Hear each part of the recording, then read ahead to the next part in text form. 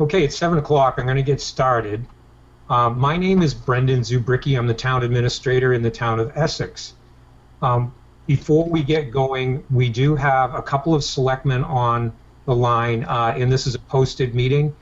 I don't see the chairman on yet. Peter, do you want to call the Board of Selectmen to order? I know we have 2 members. Sure, I'll call the Board of Selectmen meeting to order at 7 o'clock. Great, thank you. Chairman Drake, I know the planning board is also posted for this. Is it appropriate now, or do you need more time to call the board to order?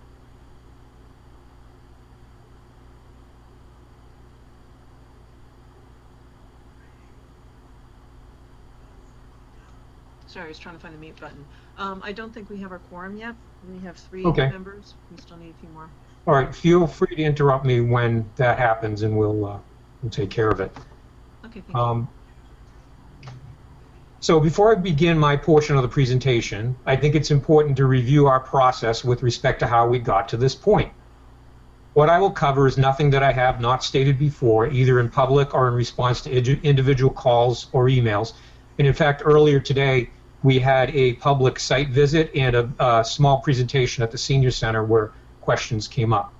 Also, please note that my role as town administrator is to implement decisions of the selectmen. As such, I'll continue to work toward the implementation of this project unless and until the selectmen decide that the project should no longer take place. The idea for the project came in 2018 as part of the town's formal consideration of a municipal vulnerability preparedness plan, using a robust public process and enlisting the assistance of outside experts via funding provided by the Commonwealth. The goal of the MVP planning process was to identify the most critical climate-related issues facing the town as a means of working toward implementation via additional grants. The Apple Street project was highly ranked, and the selectmen agreed that the town should begin to apply for grants to work towards studying and possibly implementing a solution. The town revised its federal hazard mitigation plan in 2019, again with assistance from an outside consultant, and the Apple Street project was ranked highly within that plan as well. In September of 2018, the town received a grant from the Massachusetts Division of Ecological Restoration, known as DER, in the amount of $41,000 to begin studying the replacement of the inadequate culvert passing below Apple Street. The idea was to construct a new crossing that would meet Massachusetts stream crossing standards while at the same time elevating Apple Street to be out of the tidal storm surge zone. That project was completed and helped collect much field data concerning the project area and the stream associated with the culvert. And in fact, there was an analysis done as part of that project. It's referred to as an H&H study. That's something our engineers will get into, but we have done quite a bit of technical underpinning before we even got to this point. Then in September of 2020, the town received a grant from the Massachusetts Department of Coastal Zone Management, known as CZM, in the amount of $27,282 to begin studying a second low spot in the project area, since the DER grant had only focused on the low spot where the culvert was. So if you go out on Apple Street and you come down from Southern Avenue, you'll see the road dip, come up slightly, and dip again. Those are the 2 low areas that I'm speaking of. And then as you go toward the Western Avenue end, if you will, of Apple Street, you'll see the road rises sharply up out of the flood zone. The idea of that second project was to collect field data on the second area to develop a feasibility study that would look at several alternatives, with the thought that the alternatives in this second area would be transferable to the first area. And in fact, that feasibility study is up on the town's website. If you want more information about this project, go to essexma.org/Apple, and you'll be brought right to that. The project was also that project was also completed, and the town again applied to DER, since the first DER project involved mostly field data, and the second project would move toward actual preliminary design work. In September of 2021, the town received this second DER grant in the amount of $83,500, and work was completed. Now, it was DER was very exacting when we had to go through the original grant for $41,000 and required quite a bit of follow-up from the town and its consultant before the work products from that grant were accepted. And as you can see, they funded a second project, which had the dual goal of looking at elevating the roadway as well as meeting these mass stream crossing standards, which we'll get into later in the presentation. In August of 2022, this town received a grant from the MVP grant program, Municipal Vulnerability Preparedness Grant Program, in the amount of $222,037 for the work that is the subject of tonight's presentation.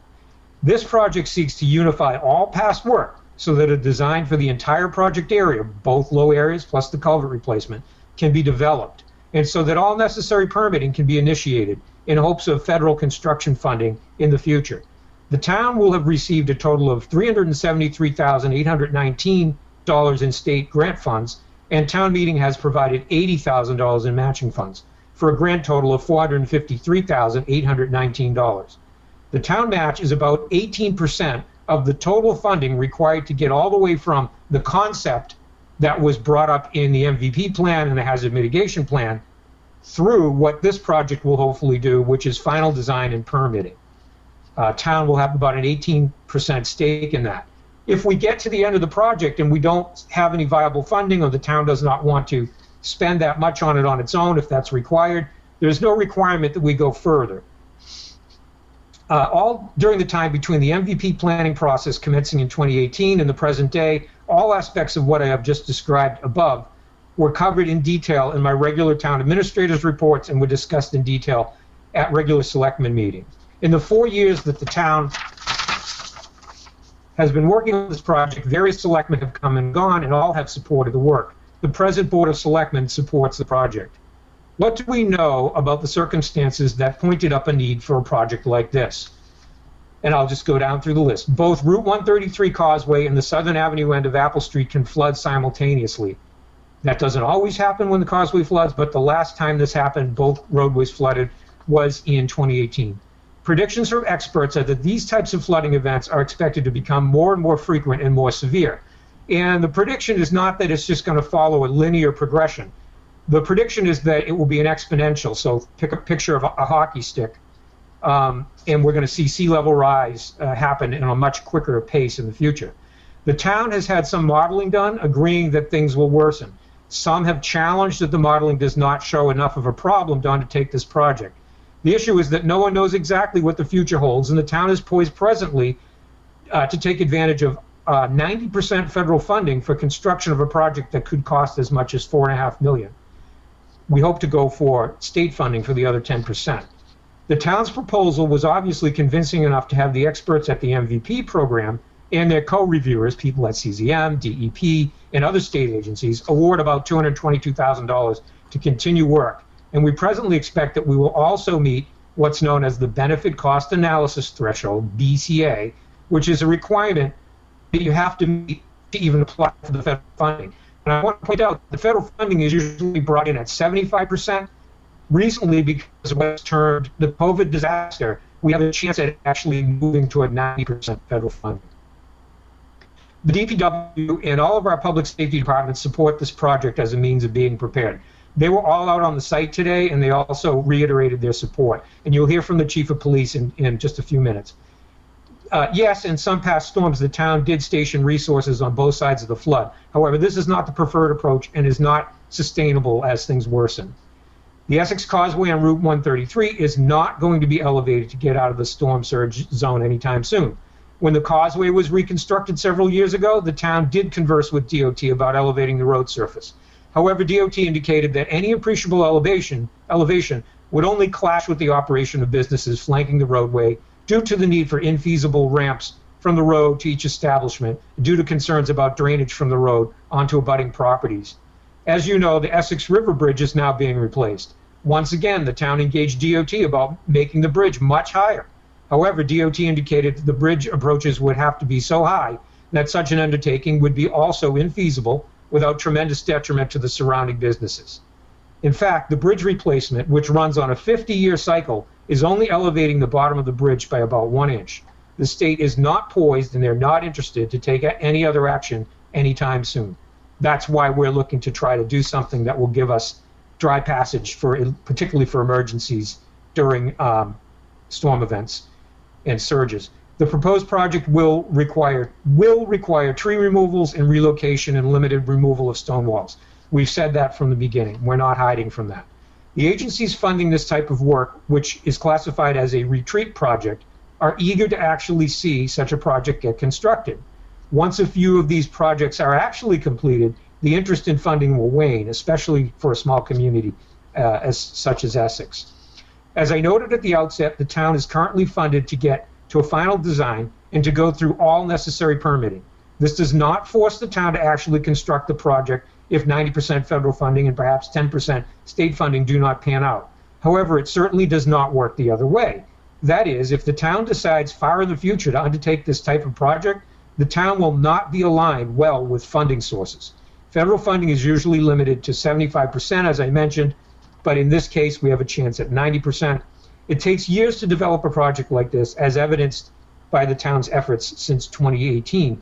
I want to mention that in the 90s, when the town was offered 90% funding for federal funding for putting the sewer through, the town decided to reject that, and the town actually ended up paying the full cost of the sewer when it was ordered upon the town. This is a similar type of situation. I don't see an order here, but I see a chance to look at funding, or perhaps have to go it on your own if you want to do it later. Basically, what's being done presently holds open the best option for the town for outside funding for the project. Not saying the project is the best option for the town, although I believe that. It's holding open the best option for funding. And there's no disputing that. Some may feel that the project is not necessary, but the town presently feels that it is. And if so, the level of funding and the level of interest from funding agencies will never be higher. I wanted to add something very interesting. I just attended a conference of the Massachusetts Health Officers Association where certain experts discussed important new aspects of climate change. Paul Bittinger, MD, Chief of Preparedness and Continuity Officer at Mass General Brigham in Boston, discussed a growing move toward home treatment and recovery using remote monitoring and home medical equipment supervised by visiting nurses who have to visit the patient several times a day. He expects that this type of medical supervision may quadruple in the next 5 years. This is all a result of COVID. We have overcrowded hospitals, but we have new tools and technology to help with the crowding. So that's a climate change thing that we have to consider, because he indicated it will require excellent routes of transportation in the face of climate change. Also, Martin Suberg, Commissioner of the Massachusetts Department of Environmental Protection, has seen early signs of an organization's creditworthiness, like in a town, our bond rating, the ability to borrow money, being tied to climate change readiness. So there are things on the horizon that make it actually even more important to at least consider this project.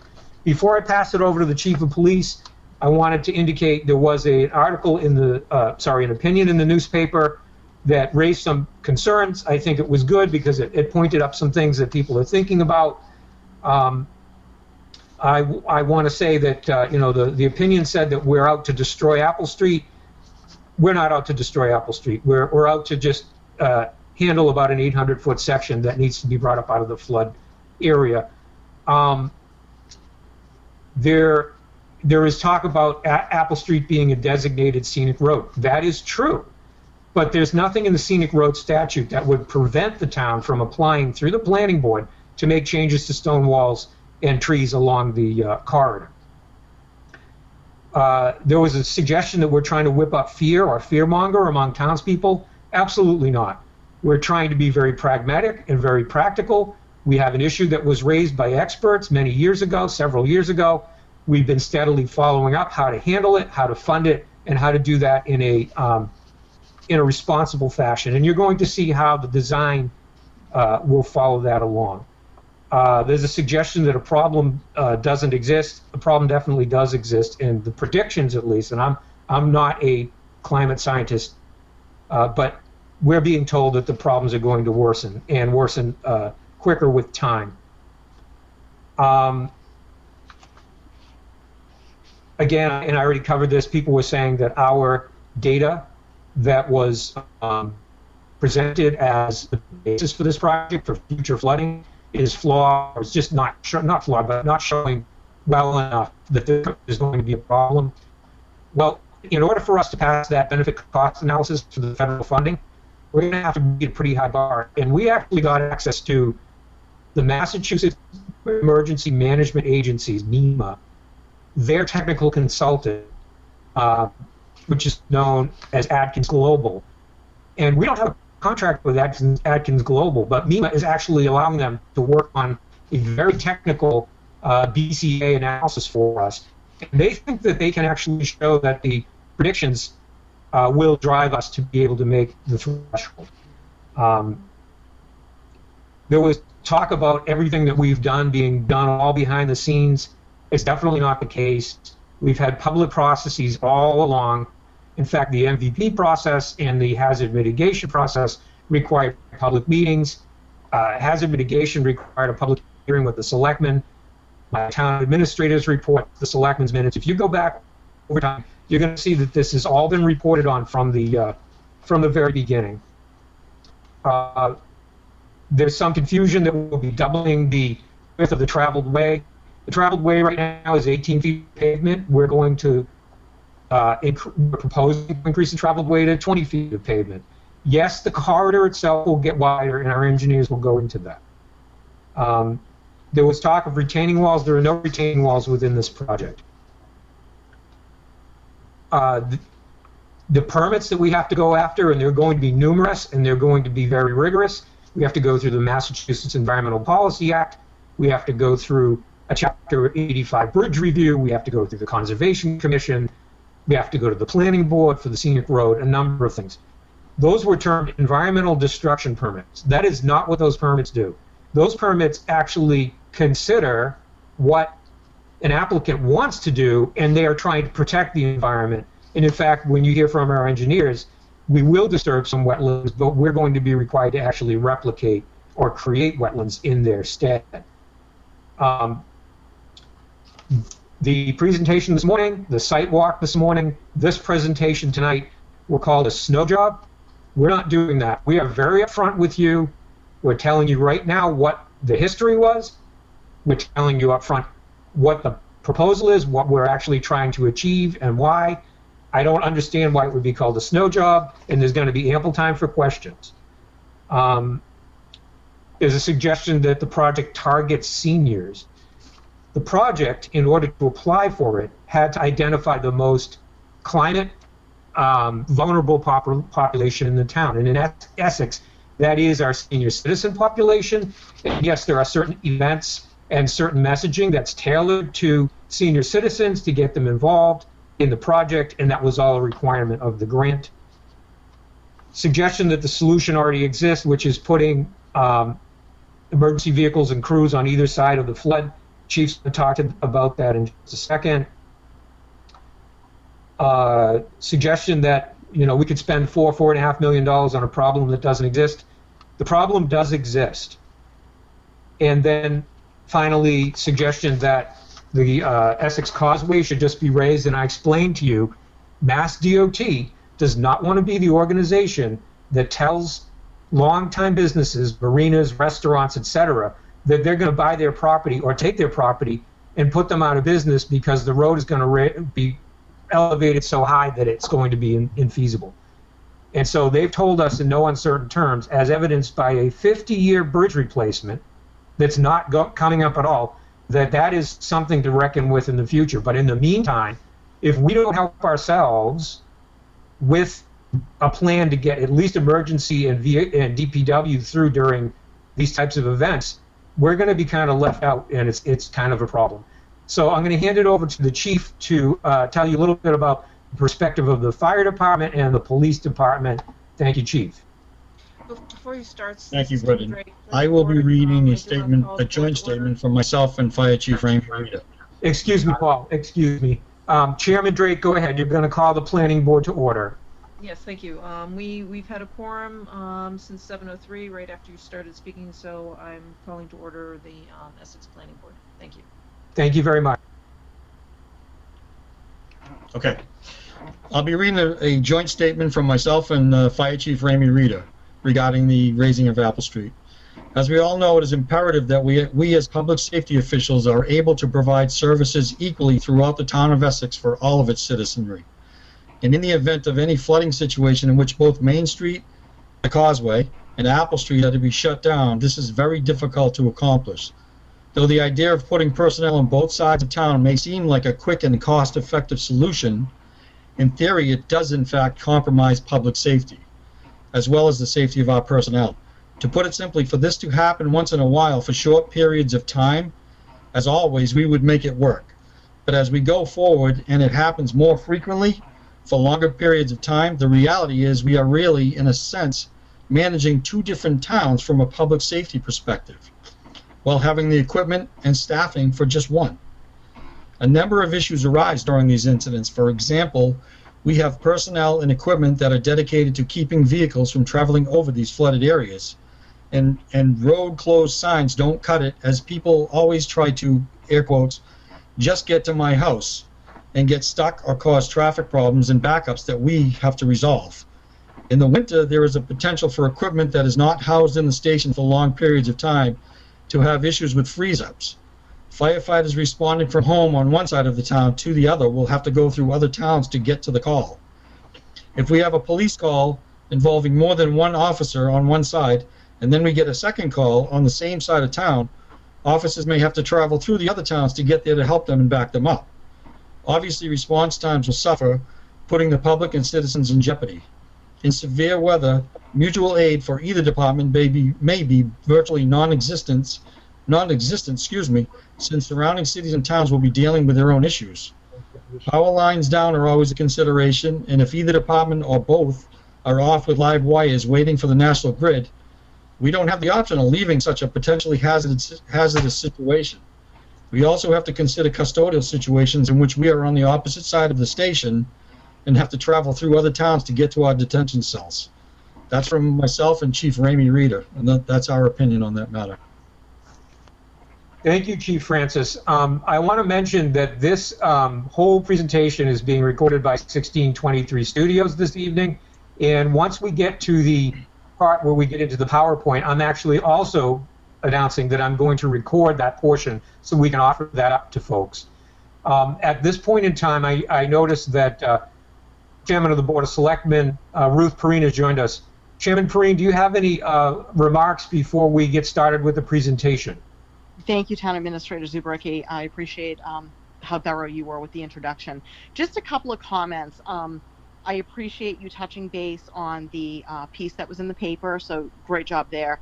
And I also just want to kind of comment a little bit from a police and fire department perspective. Thank you, Chief Francis, that was wonderful. But I think there's a couple of misconceptions when we talk about putting equipment on both sides of the causeway, and the chief didn't elaborate on this, so I would like to. There's a misconception that we have this gigantic police department and this, wonderful fire department, which we do. But the police department consists of a two-man crew. So on the three shifts we run a day, the 8 to 4, 4 to 12, and the 12 to 8, we have two police officers on each shift. So when we do have a storm event or some sort of an emergency, and we separate those resources, we have one police officer on one side of the causeway and another police officer on the other side. So should they have any sort of a police emergency, they don't have backup. And, the question's been raised about mutual aid. In fact, we have wonderful mutual aid agreements with neighboring communities, and we share those resources pretty often. But when there is any sort of a storm emergency or things of that nature, those communities are dealing with the disasters in their own towns. That's kind of from a policing perspective. And then from a fire perspective, we are 100% a call department, as anybody on this call probably is aware. And while we do have 40 members of our department, at any given time, we may have one or two people showing up. When you stick somebody in a truck on one side of the causeway, typically they stage at the Blue Marlin parking lot, things to consider. Those vehicles, the big fire trucks that we put over there, we typically put one engine and one ambulance. The fire trucks themselves they're called pumps and engines. The pumps actually store water. One of the vehicles stores 350 gallons and the other vehicle stores about 1,000 gallons. The water in those bodies can't freeze. So those engines must run at all times to keep that water heated so that those vehicles don't freeze up, or else the water is useless to us when fighting a fire. So what that does is it's putting wear and tear on the engines of those vehicles. That's not, I mean, that's just kind of some information for you, because it does put wear and tear on the trucks. Not only does it do that, but whoever does sit in the cab of those vehicles, they're your only resource. So should there be a large fire, you have maybe 2 guys sitting in a truck, and I'm sad to tell you that 2 guys can't open a hydrant, run a pump, and lay a line. So you're really not solving a problem. We're just putting a Band-Aid on a bigger picture. And I know this article references that even one selectman talked about voting in favor of the project. And I want to just say on this call that selectman was me. I very publicly support this project. I think that when I became an elected official, I took into consideration the public safety of 100% of our community. And when the causeway is flooded and Apple Street is flooded, we cut off resources to 50% of our community. And when I sit at the table and I have to take a vote, I do consider 100% of our residents. So I think those are just my comments. So I do support this project. I support it very publicly. And I think that it's an important project. I think it's important for every resident, public safety, and just the community at large. So thank you for this presentation. I appreciate the time everyone's put into this, and I will turn it back to you, Brendan. Thank you. Thank you, Chairman Perry. And Jody, if you could just cue up the presentation, please. And I'm going to actually begin recording on our end as well.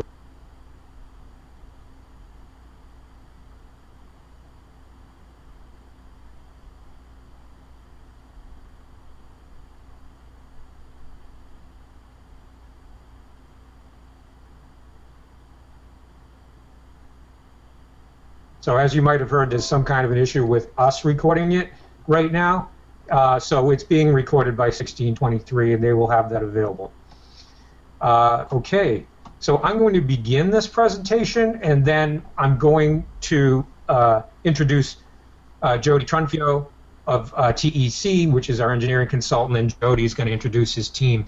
Next slide, please.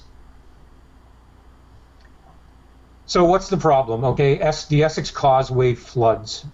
We've been criticized for using this photo, and I'm not sure why, because this is what happens, and it's going to happen more and more.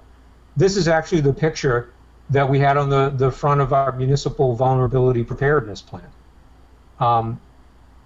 Sometimes the Essex Causeway actually floods when we get astronomically high tides.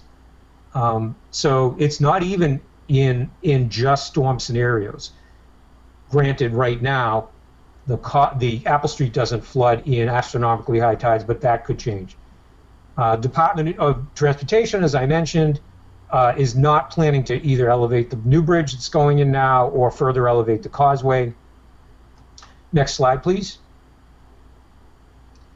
So down at the bottom, you can see the yellow label. That's the project area, and the blue stripe at the top is the causeway. The only other in-town roadway connecting the 2 halves of the town is Apple Street. There might be dirt roads and roads with questionable ownership, but Apple Street is a public road. It's also the closest alternative.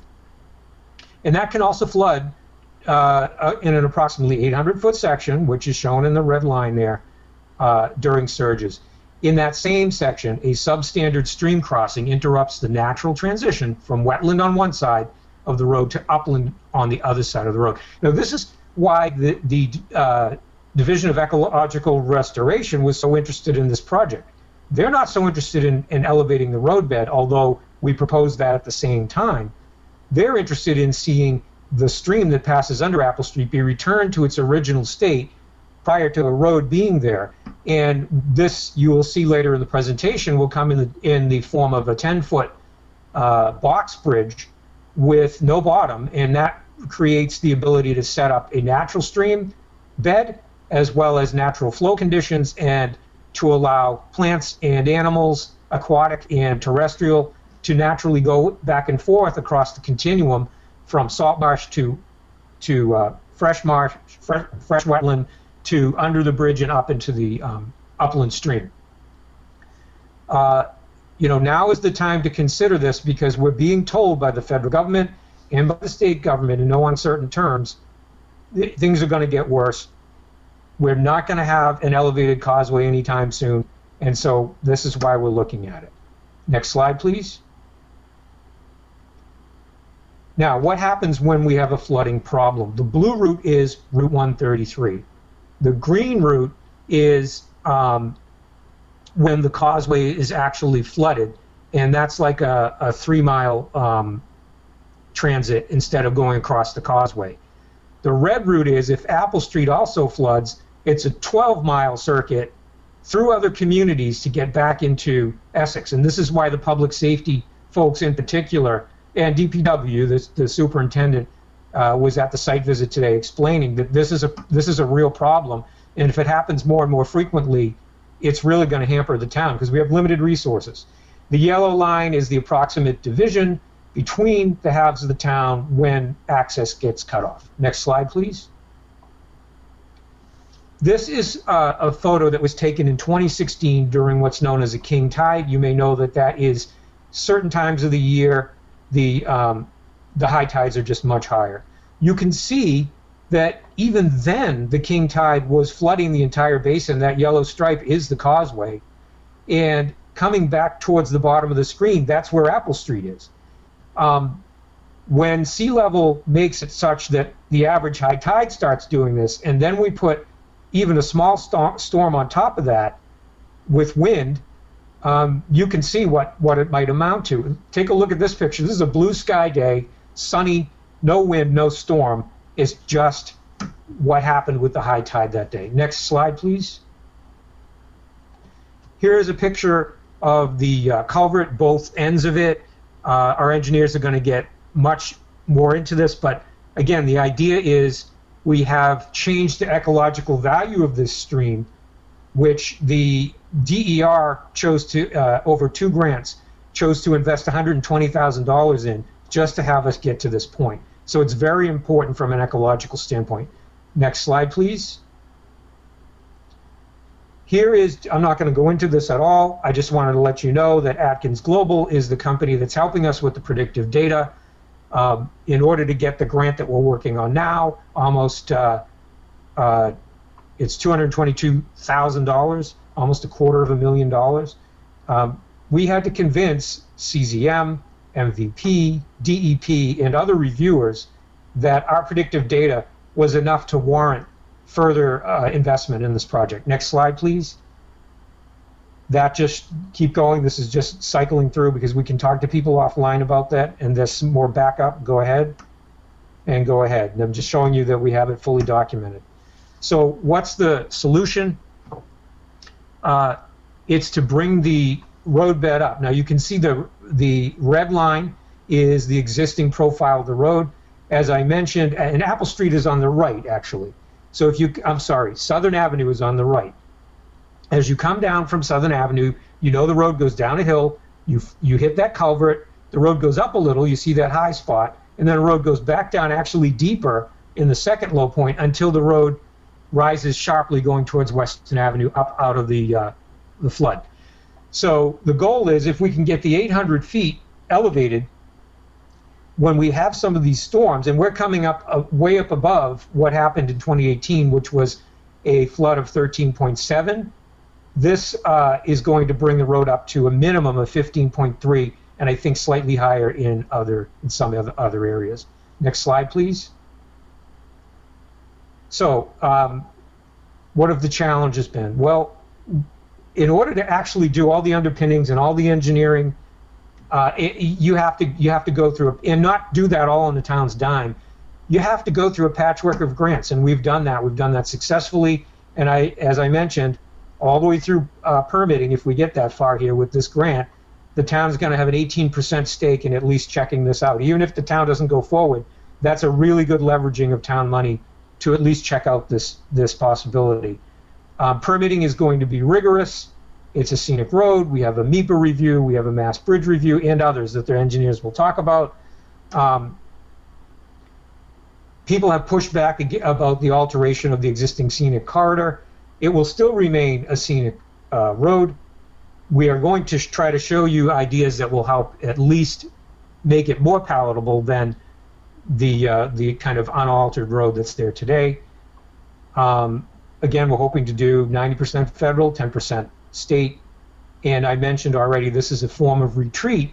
And since nobody in Massachusetts has done a retreat, there is high interest in it. And so we're poised at a place where it would be foolish to not at least investigate this and check it out to try to connect ourselves with funding. And I think, Jody, that's my last slide. Correct. Okay, so I'm going to hand it over to Jody Trunfio of TEC. He'll introduce his team and they'll start their presentation. Thank you. Thank you, Brendan. Is my audio okay? Can you hear me? Fine. Great. Good evening, everybody. For the record, my name is Jody Trunfio. I'm a principal and project manager with TEC. We were hired by the town of Essex to perform all of the studies that Brendan and the town representatives have mentioned so far this evening. With me this evening, I am joined by several of our design team members, including Greg Gaudreau, Lori Aho, Dylan Skinner, and Andy Hoke, a sub-consultant representing Du Bois and King, who is responsible for the hydraulic and hydrologic analysis reporting and studies for the project. The purpose and need for the project is essentially twofold in improving the community resiliency and ecological quality for the town of Essex, as Brendan has mentioned, elevating an 800-foot section of Apple Street and replacing the undersized culvert. In doing so, we are making every attempt to minimize impacts to the environment. There are areas that will be wetland areas that will be disturbed, and we are locating and identifying replication areas within the project limits so that we can have no net loss of wetland area. And obviously acknowledging the scenic road designation of Apple Street, maintaining aesthetic character, and providing a context-sensitive design solution throughout our work. So this is a little repetitive, but just to put it into some perspective, this aerial imagery, and for all the aerial imagery that we'll present this evening, for orientation purposes, north is true up on the sheet. And so Apple Street, the highlighted red section, is the 800-foot section of the project limits at the Southern Avenue intersection of Apple Street, and extending 800 feet to the northwest. Apple Street in itself is 1.3 miles, so we're really looking at just a little over 10% of the corridor length within our project. There's some representative photos of project site conditions, those that were available to attend the site walk today, and obviously the residents that are on the call are very familiar with this, but for public informational purposes, want to highlight some of these conditions. As Brendan mentioned, it's an 18-foot paved road today. There are both trees and stone walls that flank the existing edge of pavement. The embankments off the edge of pavements consist of both rock and vegetated slopes. And lastly, the photo on the right is representing the existing condition. It's a 36-inch HDPE, high-density polyethylene. It's a hard plastic pipe that is the culvert that exists out there today. And one thing to note is the limited cover, the amount of fill material above the culvert, and this is one of those low areas in Apple Street. As I mentioned, as we're investigating the opportunities and the alternatives that we visited, we were mindful of aesthetic goals, and minimizing stonewall disturbance is first and foremost. Using weathering steel guardrail treatments, there is going to be a need from a design perspective and for regulations to use vertical barriers like weathering, like guardrail, to treat the edge of slopes, the edge of roadway. We are going to encourage the use of vegetated slopes to replicate existing conditions, and obviously trying to avoid any pavement markings or stripings in that fashion, to take away from any concerns of a widened roadway, elevated speeds traveling on Apple Street. So we're being mindful of all of those type of aesthetic goals.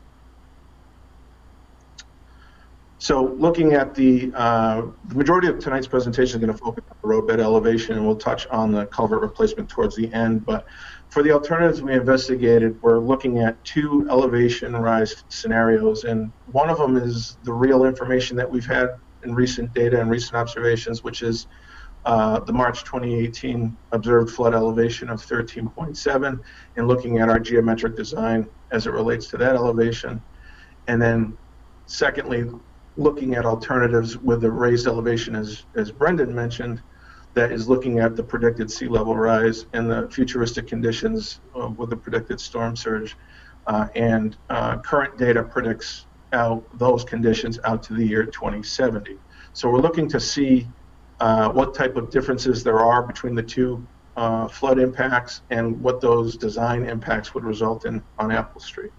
So the factors that we did consider as we looked at these alternatives included the wetlands, how much wetland area was going to be impacted, how many trees would be removed and impacted, utility poles, the stone wall disturbance, new retaining walls if required, right-of-way impacts. The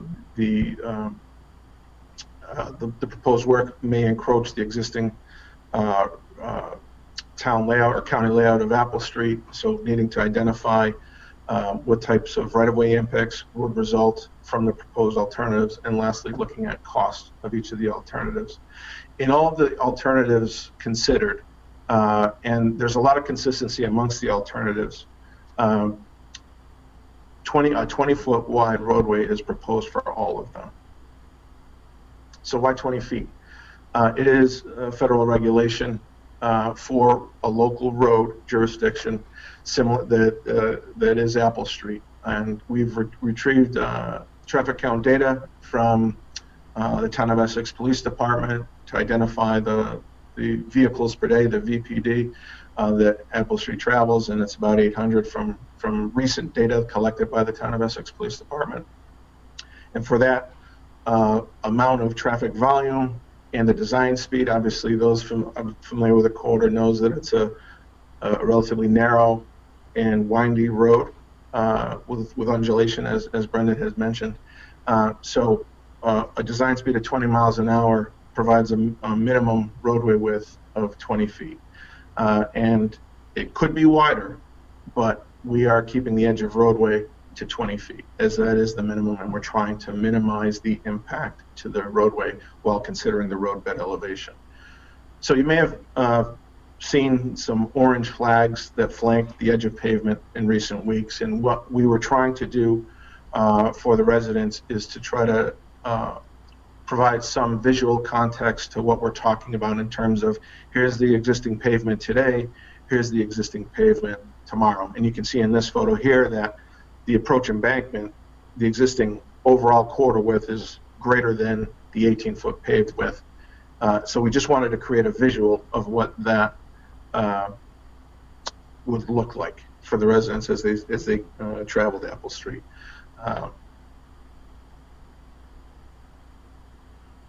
This is a replication of the profile picture that Brendan showed a few slides back, but this is trying to explain why raise the road to a minimum of 15.3 feet. And there's some data here that supports looking at today's downstream 100-year storm elevation. That's 10.6, looking at what the predicted sea level rise, the change in the storm surge and the sea level rise, looking at the futuristic models, that adds an additional 4.3 feet. So when you combine those two numbers together, we arrive at a number of 14.9 feet. And we're saying 15.3 feet as our recommended minimum elevation of Apple Street, and that is at the crown of the roadway, the center of the road essentially. And that would provide about 5 inches of freeboard to that water elevation in that storm event. Now keep in mind that that's the highest point of the road. The road will be crowned and there would be some slope to the road, so the edges of pavement would have some, maybe 2 to 3 inches to the water elevation. We're also mindful of the potential risk of nearby properties. There's the property at Southern Avenue that is a nearby building. The sill elevation there is roughly 22 feet from perspective.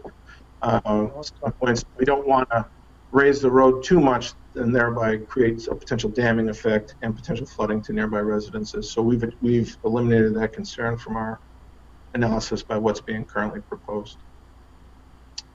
So now I'm going to run through these alternatives. As I mentioned before, it's essentially looking at the two raised elevations, a raised profile of 14 feet, and then a raised profile of 15.3 feet.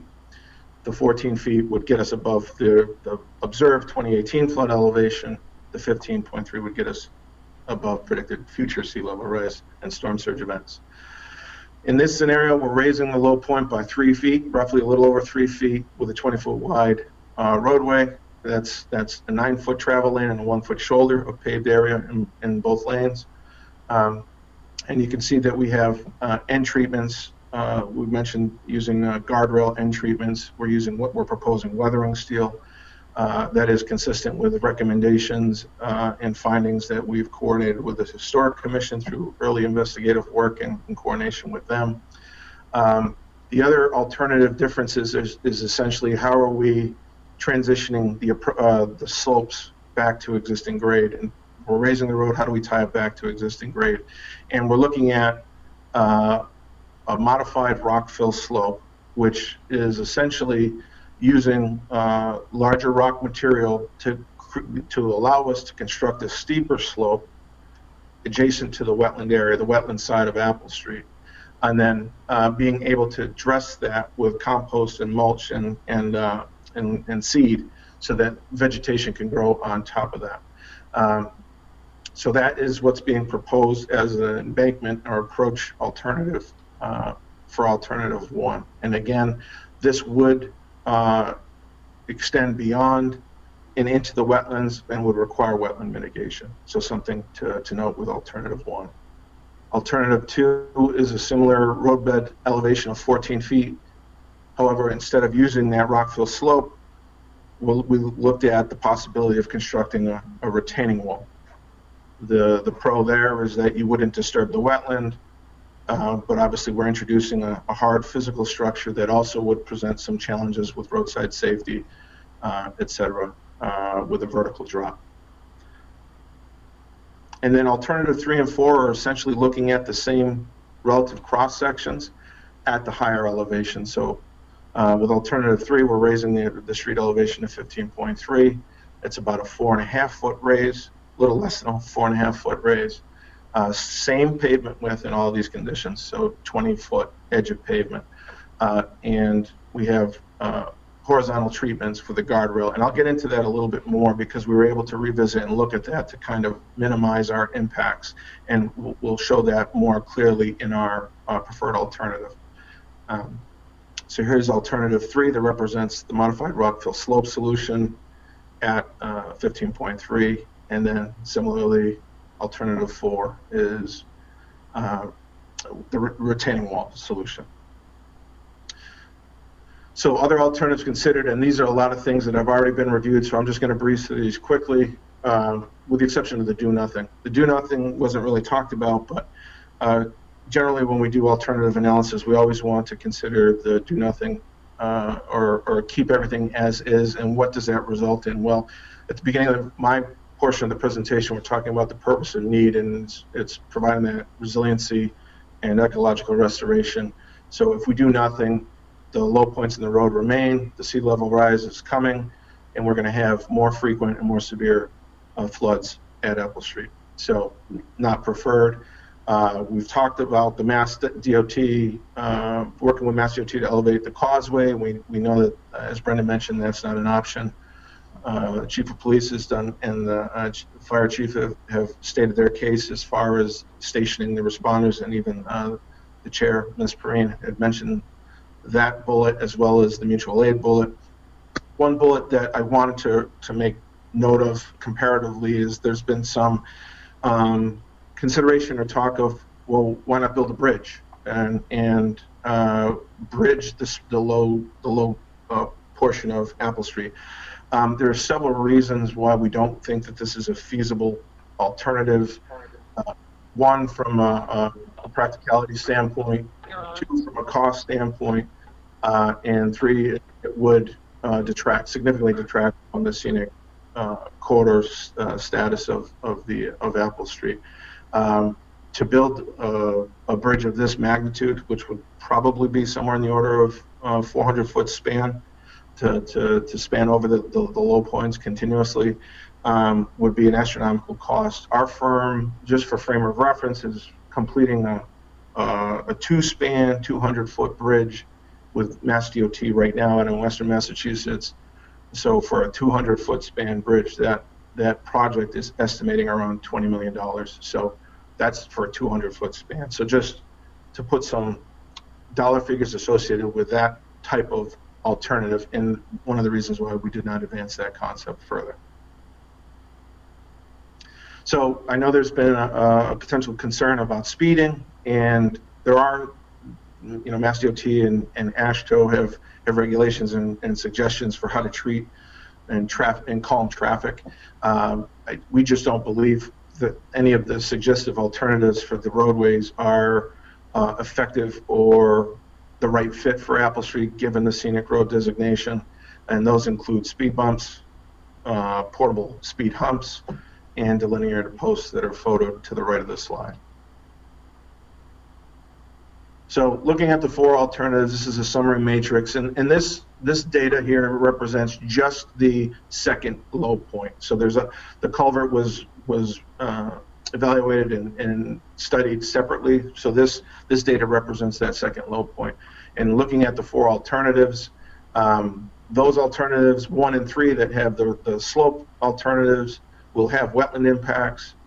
The retaining wall scenarios will not, and vice versa as it relates to new wall construction. Obviously, alternatives 2 and 4 will have retaining walls, but won't have any wetland impacts.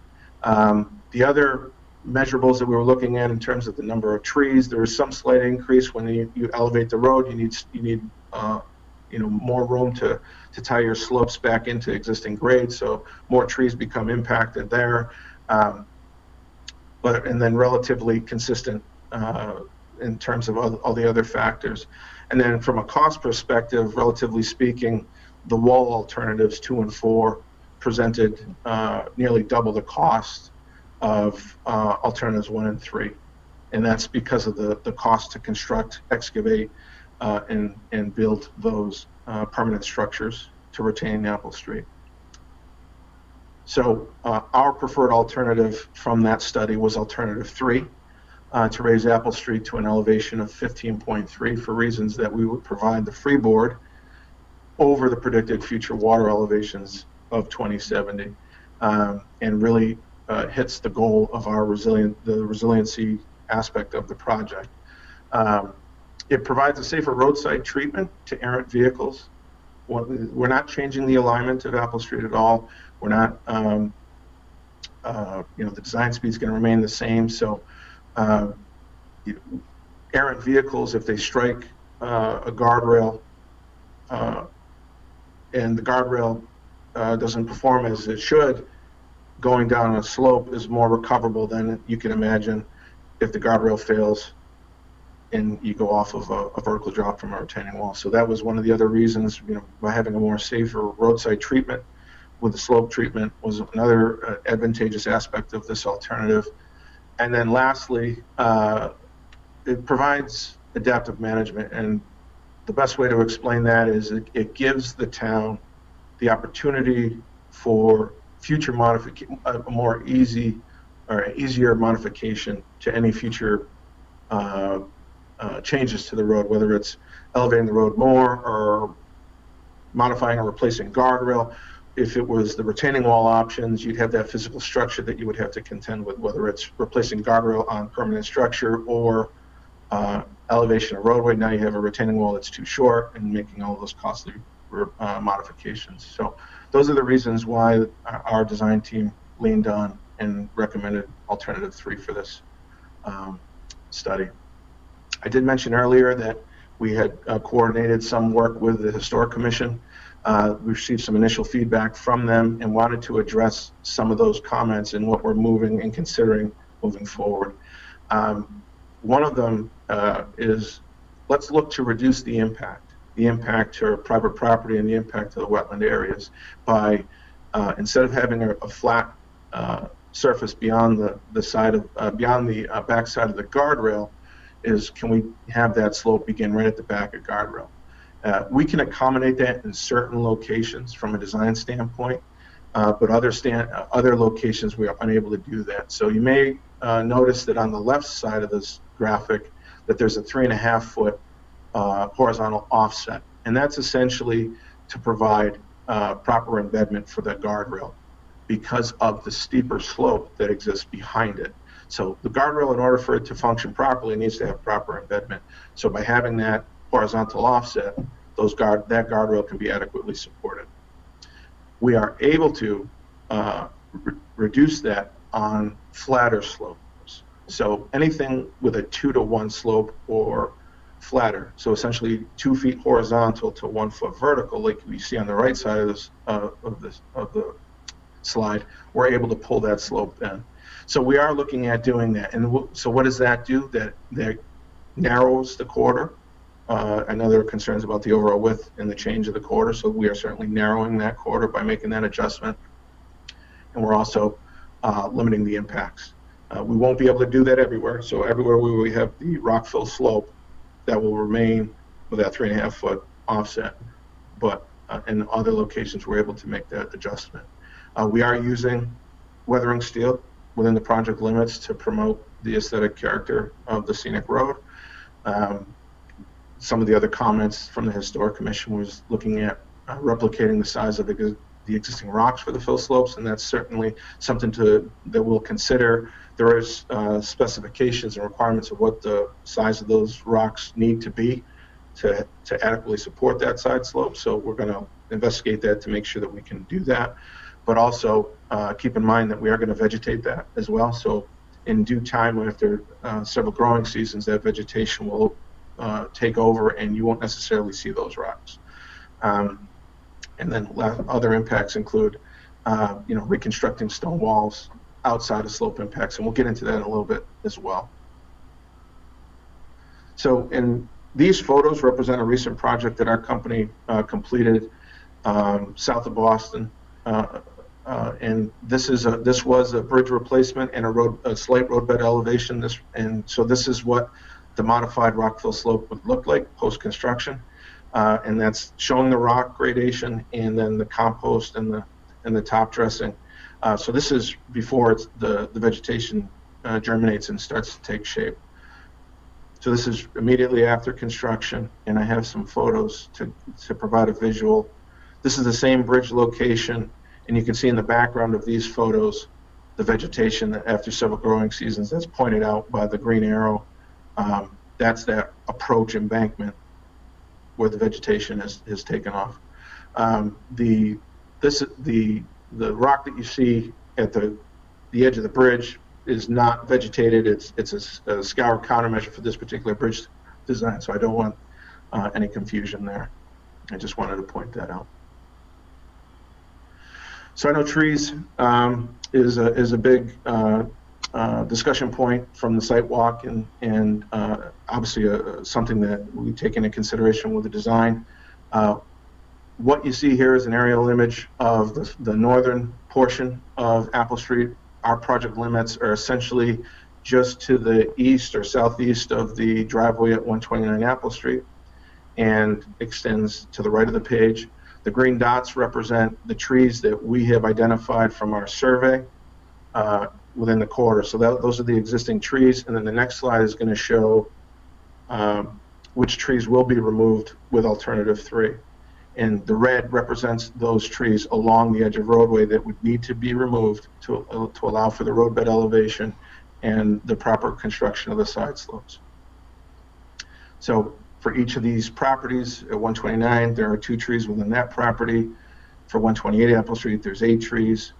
For 131, there's 10. And I will say that part of our work moving forward is to look to identify and find opportunities to plant, coordinate with the planning board through our process with the planning board and also with the town's tree warden to identify locations for our planting new trees to help replace what needs to be removed for the project.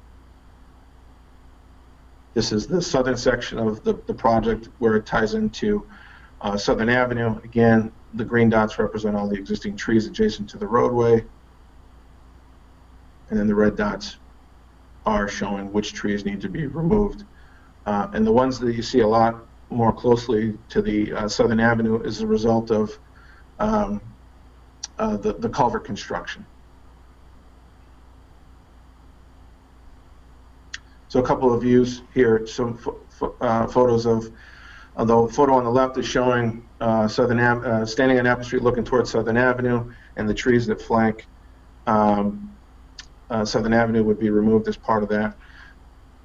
But all the trees in the background would remain because it would be outside of the area of influence that it would be impacted by the project. And similarly, this is standing looking to the north and west of 131, the 131 Apple Street property. So the trees that are clustered right along the edge of pavement would come out, but all of the trees that you see up the slope and in the background would be outside the limits of work. As it relates to stone walls, this aerial represents the limits. There's a total of 760 feet of existing stone wall. Within the project limits, the green lines represent those stone walls.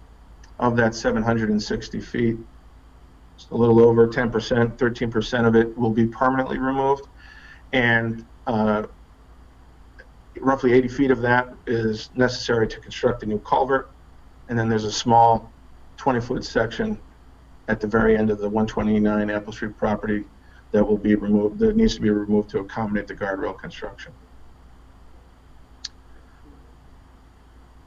In terms of impacts to stone walls, the blue lines represent stone walls that need to be removed and reset. So they're not going away, they need to be altered, and they will be cataloged, documented, removed, and rebuilt outside the limits of work. And that was something, one of the requests of the Historic Commission, and something that we looked to make it a point as far as how we achieve that. And through further coordination with the Planning Board, we will finalize our work to achieve that goal. So just some photos of the stone wall that will come out, and you can see these are both ends, the upstream and downstream side of the culvert closer to Southern Avenue, and those are the stone walls that we're referencing that will need to be permanently removed, and that's because of the work that we're going to be doing to open up the hydraulic opening of the culvert and raising the road profile.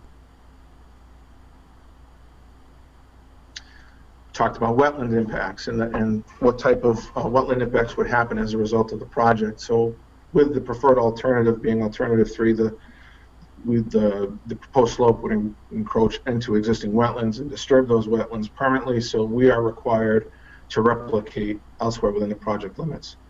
This aerial shows a light blue line that represents the stream, and the stream as it traverses through the project area, and then the dark blue line is the wetland boundary, and that was delineated by one of our project partners, DeRosa Environmental, and that limit is essentially the blue line towards inward towards the stream is the wetland area.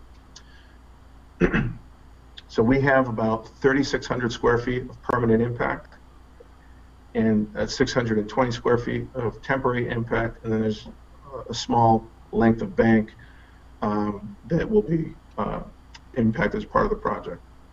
So the way we correct this is if the blue line we would extend and create new wetland adjacent to the limit of the blue line, as shown in this next slide, with these green shaded areas. So the blue line is the existing wetland limit. We would extend and open up that wetland and recreate wetland in those new. They're currently upland areas that would be reconstructed with wetland soil and wetland species, and there's performance specifications for all of that. And we have found these 3 designated areas for wetland replication that would allow us to achieve a no net loss of wetland disturbance and essentially creating a ratio of 1-to-1 wetland replication to wetland disturbance. As it relates to right-of-way impacts, what that means is the project will, as proposed, will extend beyond the current county layout. The red lines represent the county layout of Apple Street. And there are two types of easements that may be, or impacts that need to be considered. Those that are permanent as a result of the slope construction or the new construction, and that's represented in blue. Those are blue areas on the various properties, and the green line represents temporary. So those areas that are creating create the access to be able to construct those wetlands. So just to show, that can vary anywhere from 5 to 10 feet. This is very rough through preliminary design. As we advance design, we would look to solidify what these true impact areas are, measurements, and we'll talk about next steps in just a bit. And then this is the other two properties, 128 and 0 Southern Avenue, that identifies those similar right-of-way impacts. And again, these are just really preliminary areas of impact along the frontages of those properties and how, in relationship to the overall property in plan review. So lastly, just to touch briefly on the culvert, as Brendan mentioned, a good portion of this work was funded by DER, and the replacement structure for the 36-inch pipe will be a three-sided precast concrete frame. It's going to be increased from a 36-inch opening to a 10-foot by 5-foot precast concrete frame. And with that, hydraulic opening provides suitable openness for ecological benefit and creates wildlife habitat beneath the structure, improves the flow. It accommodates a 10-year design storm without overtopping the roadway. And that is the design standard for the construction of the bridge based on the roadway classification of Apple Street and natural stream bottom, which is all the requirements that are part of the Massachusetts stream crossings. This is just a sample of what the structure would look like. This obviously has galvanized guardrail, which is not going to be proposed for this project. We will look to have weathering steel for the bridge crossing as well. So next steps, we're gonna wrap up this discussion or the presentation portion of the meeting tonight, and then obviously Brendan is going to take questions, and the design team will answer along with town representatives as best we can any of the questions that we get from the public. Our next steps are with the grant and the grant requirements to continue advancing our preferred alternative, incorporating what we can from tonight's input and feedback. From that 75% design level allows us to initiate both the right-of-way process and the permitting process. And as Brendan mentioned, the permitting process is extensive, and there are several local, state, and federal agencies that we need to coordinate with through that process. And Du Bois and King, Andy from our team is responsible for handling those permitting efforts for the team. We mentioned discussing the project further with the planning board and the tree warden as we continue to look and find ways to minimize impacts to the scenic road. The grant requirements are that we complete our design and permitting services by the end of fiscal year 24, which is work that needs to be completed by June 30th of 2024. So still very much a ways to go. The project is, although there's been years of study over the past couple of years to date, we're still in its infancy of really advancing the design and initiating the permitting process. All right, thanks. Yeah, go ahead. No, one last slide here that I'm sure Brendan will hit on as well, but wanted to provide Brendan's contact information and moving forward, the best way to seek information related to the project. And the dedicated webpage is essexma.org/Apple. So maybe you can leave the presentation up, Jody, because we might have to refer back to it. I want to ask Chairman Perrine to make comment at this point, and then we'll run down through the questions in the chat, and then we'll open it up for verbal questions or comments. Chairman Perrine. Thank you, Town Administrator Zubricki. Jody, thank you so much. That presentation was wonderful. Thank you. I had several different comments that I was going to make, but you really touched on them, so I'm going to elaborate a little bit. One of the things I wanted to point out, this is the phase of the project where input from the general public is so important. And I want to note that I'm so appreciative that you did a complete slide on the Historic Commission comments. So Historic Commission Commissioner Jay Tetzloff was fantastic in reaching out to myself and Town Administrator Zubricki in multiple communications back and forth, where he tried to get up to speed on the project itself with, kind of where we started and how we got to where we are today. He took that information back to the Historic Commission during a meeting. They were able to give us very constructive comments and recommendations, which we immediately incorporated in. We sent to the engineers, they incorporated it into the design, which is where we got these aesthetic goals, one of which is that weathered steel. So I appreciate the Historic Commission's input, and it was when we take in constructive comments and recommendations, at this point we can incorporate them into the plan, which is why this forum is so important. One of the things I want to point out, other than reaching out to us so that we can get all of this feedback into the project, is that currently, I confirmed earlier today with the engineers from TEC that there have been trees along Apple Street that have been flagged with orange surveyor's tape. Those were tagged from a resident who wanted to give a visual perspective. Those were not tagged by the engineering firm, nor were they tagged by the town. So please be aware that the little flags on the ground, which do show the 1 foot of pavement going from 18 feet to 20, was done by TEC, and that the trees that have been flagged were not done by anybody that's part of this project. So I just think it's important from a visual cue perspective for everyone on the call to be aware that that was not our intent. So thank you, and I will turn this back over to Town Administrator Zubricki. Thank you. So I'm going to run through the questions that were in the chat, and we can reference people that need to help respond. So we have a question: if flooding of the causeway is the problem, then raise the causeway, stop wrecking Apple Street.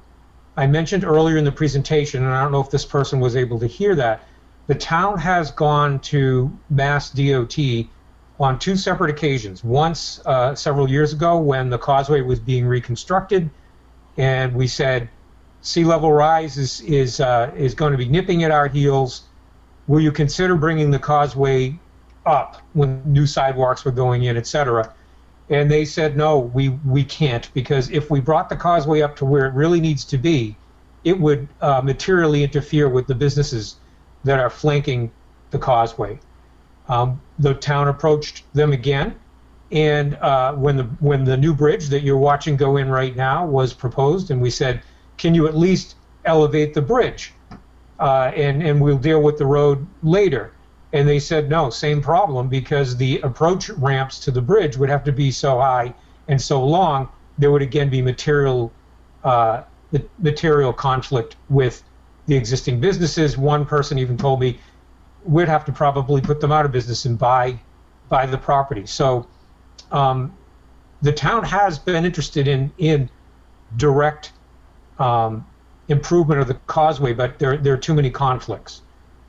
And the answer from DOT has been flatly no. Question: how does weathering steel, i.e. rusty metal highway guardrails, comport with the aesthetics of a scenic road? I believe that it's trying to blend in a little bit more. Maybe, Jody, you could put up the picture that shows weathered versus regular? Sure. Let me, maybe if I can pull this. Yeah. So you can see, yeah, go ahead. You explain it, Jody. That's great.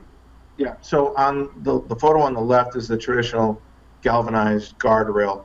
The Corten, or the weathered steel look, is, you see this very often in rural settings, local roads, and it's meant to blend in more with the background and the surroundings of the wooded area, et cetera. We see this a lot of towns, rural towns in Massachusetts like to use this type of guardrail system for those reasons. But that is the main distinction. It has the same geometry. It has the same grade steel. It performs very similar. It has the same test level or performance as galvanized. Thank you. So then there's a comment that the only trees that were showed on your red and green dot map there were trees that are more than 8 inches in diameter. And there's a suggestion that there's going to be a clear out and that a lot more is going to be gone than what was pictured. Can you comment on how you wrap around that? Yeah, so part of what we will do as part of the work is there will be a need to do some clearing and grubbing in order to accommodate the construction of the slopes. But what we're showing in terms of that removal is those larger diameter ones. The survey that we've obtained as part of the project work is usually they're scoped to designate and pick out those larger trees, but clearing and grubbing is part of the project in order to properly construct. Will it be a total clearance? We'd have to go and look at the site and confirm the actual limits of the clearing and grubbing, but it's not expected that it would be that detrimental at this time.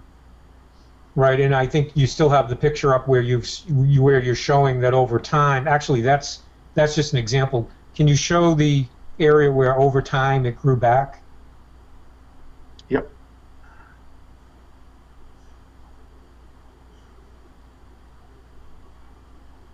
I mean, and I want to make it clear that the town is not proposing to maintain the area beyond the guardrail. So just like any ecological succession, you're going to end up with shrubbery, small brush, and then I think, correct me if I'm wrong, Jody, that even small trees are capable of becoming established on the side slope. It's quite possible.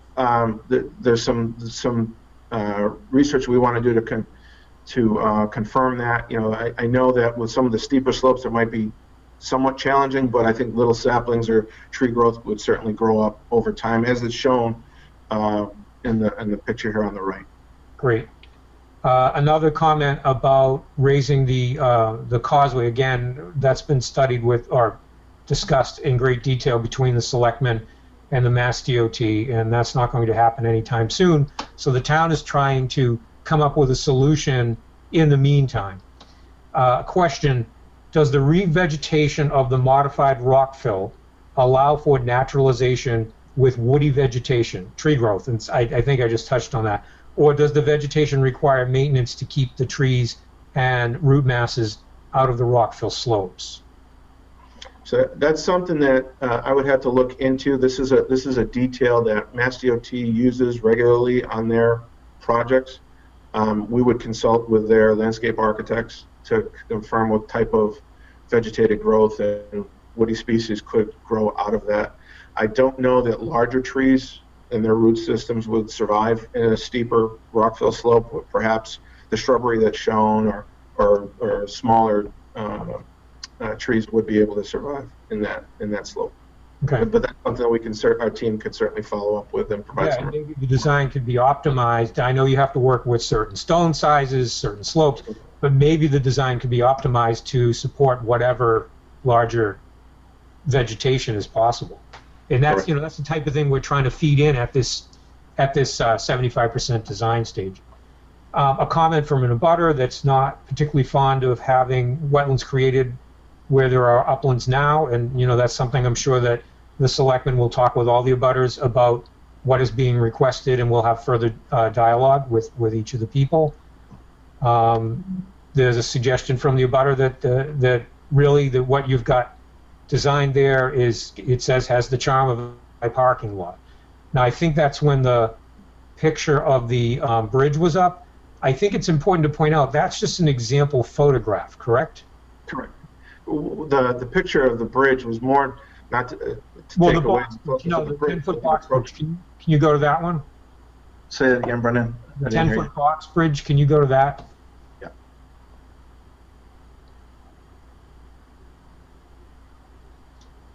So, I mean, obviously that vantage point is from downstream in an open area.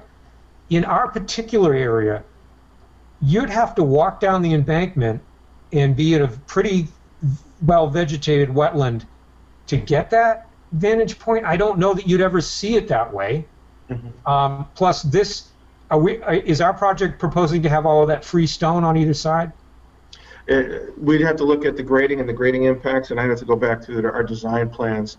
But that's usually, again, a design treatment that is could potentially be for scour countermeasure, but we'd have to go back through our plans to see if we may be able to do a similar treatment. If that looks like it's a relatively 1.5 to 1 slope, so we may be able to do similar dressing of the right, and you'll look into that if it's possible to blend. That's what you're trying to do with the project. Okay, how will stone walls be replaced on the new pitched slope? So if you're replacing the stone wall where it was, and now there's a long slope there that was extending farther from the road than it was before, how are you gonna set that up? Yeah, so we would have to look to see where the stone wall would best situate, and if it's at the bottom, one of the things that we were looking at with the comments we received from the Historic Commission was to look at the placement of the stone wall at the bottom of that slope, or is there an opportunity to have it directly at the top of the slope? So these are things that we still have to look at on a case-by-case location along the corridor based on wherever the stone wall is in comparison to what impact it has based on the amount of road profile adjustment that's existing. Great. Comment, many of those trees that will be cleared are 100 years or 100 or more years old. Question, willing to wait for that. So, I know that there are some larger trees that are proposed for clearance. I don't know exactly how old they are. If certain people know that they're 100 years old, okay, I'll accept that. And I know that you've stated, Jody, that you're going to try as much as possible to avoid the larger trees, but in some areas, this particular alternative is going to impact them. And we've got a question down below as to whether other trees could be planted in their place, and you've already commented you're going to look into that. Correct. But yes, it's true that some older trees could be in jeopardy, and some are definitely in jeopardy with the alternative that's being looked at presently. Someone asked who the tree warden is. That's the Superintendent of Public Works, Michael Galley. Question, doesn't Mass DOT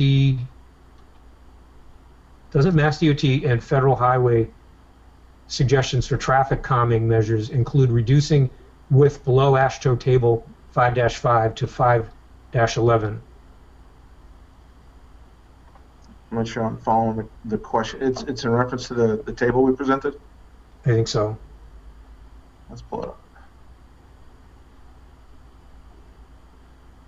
So the way that this table reads is that it's based on, as the arrows indicate, it's based on the design speed of the roadway. And then if they're referencing that it shows 18 feet here, that's for a traffic volume of under 400 vehicle trips per day. Where Apple Street sees about 800, slightly over 800 vehicle trips per day, the minimum required pavement width is 20 feet, and that's what this is that's what this table is trying to designate. And I guess the question is, if you're implementing traffic calming measures, is there a way to actually make the travel width even narrower? Well, I guess one way we believe that adding the vertical barrier of the guardrail is in itself going to present somewhat of a narrowing effect to the corridor. The other one that is, the term is road diet, and you can achieve that by striping, but we don't recommend doing striping, and we could stripe narrower lanes to present, where you're forced to drive down a narrower roadway. That would reduce speed, but it also would take away from the character of the scenic road, in our opinion. Mm-hmm. Okay. We have a suggestion that guardrails can also be made of timber. I don't know if that's been looked at as an alternative. Yeah, and we see this in a lot of our corridor projects that involve bridges. There is federally crash-tested timber rail, absolutely. Where we run into an issue is where we have these timber rail systems tying into bridges. There is no federally crash-tested bridge rail that is timber. So where we have a guardrail system that has a certain slope behind it, a certain slope treatment behind it, where we have a vertical element at the bridge, there is no federally crash-tested transition from timber guardrail at the approach to the bridge and then on the bridge itself. So if we were to look at timber guardrail, we would run into that issue of how to properly transition onto the bridge, and that presents an extreme roadside hazard because the guardrail is meant and designed to deflect.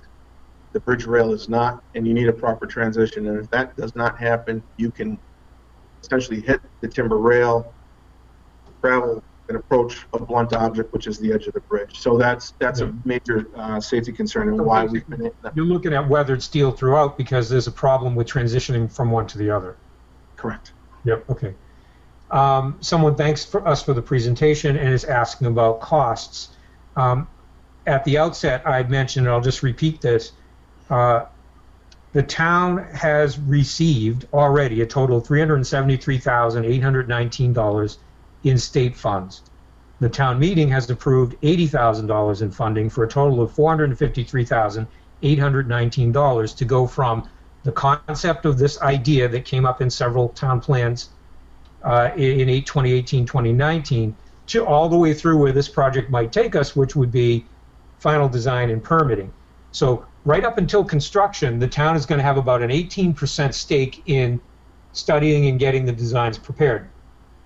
The hope for construction is that we will get 90% of the project construction cost, which is about, could be as high as $4.5 million, covered by the federal government, and that we're going to shoot for the other 10% to be covered by the Commonwealth of Massachusetts. We have another person pointing out that the causeway is the problem. It will have to be raised eventually. That is true. I believe that it will have to be raised eventually. The issue is Mass DOT is not going to raise it until the businesses along the causeway have self-selected by either elevating their own properties or deciding to retreat and no longer have those businesses along there. That's going to take a long time to play out, and at this point in time, the town is trying to put together a project that will give particularly emergency services and DPW a dry travel path in the increasing floods that we expect to see. What about an amphibious emergency vehicle?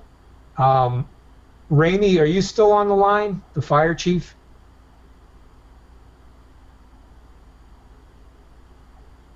He may not be. Chief Francis? Oh. Yes. Amphibious emergency vehicle, are those usually used for actual high water rescue, or are they? To my knowledge, yes. Go ahead. To my knowledge, yes, and it may be something that could be equipped with firefighting equipment, but I don't know a lot about amphibious vehicles. But it wouldn't solve the issues that we have because police cars and fire trucks are completely different animals, if you will. And the other thing is you still need your ladder truck to be able to get to emergencies on both sides of town. You still need your ambulances to be able to get to both emergencies on both sides of town. DPW has standard equipment that has to go back and forth. Right. So I don't think that would solve it. Okay. What about steel back timber guardrails? Okay, is that any different, Jody?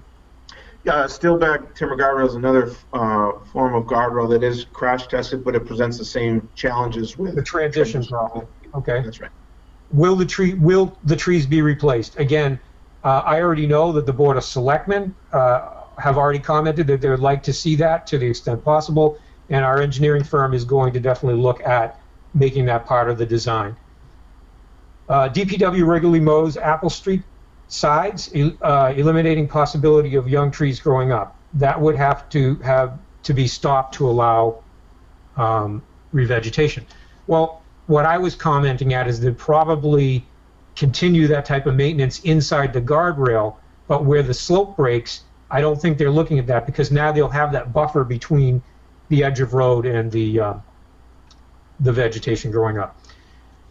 Comment, the roadbed profile does not show the full width of the project, only the paved road and shoulders. What is the full width of the various alternatives? So, Jody, this is speaking of the corridor. Maybe you can go back to those slides because I thought you did show the full width of the project.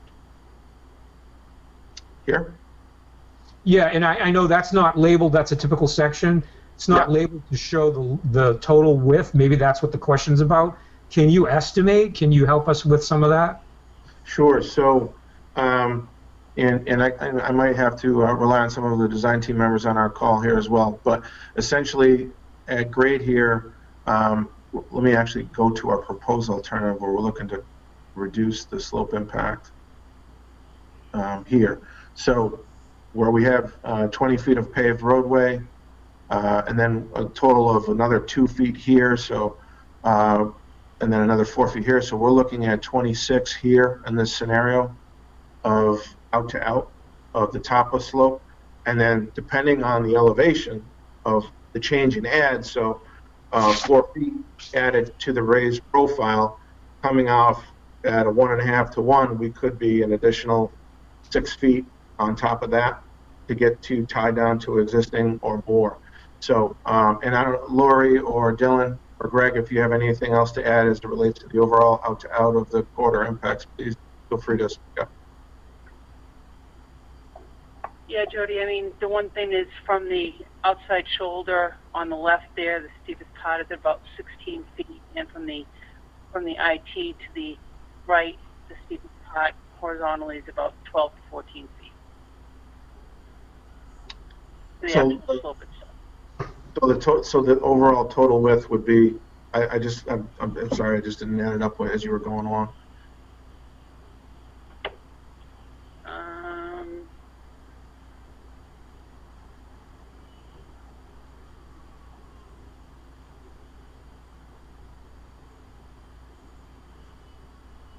There were 26 at the top plus the slope impacts.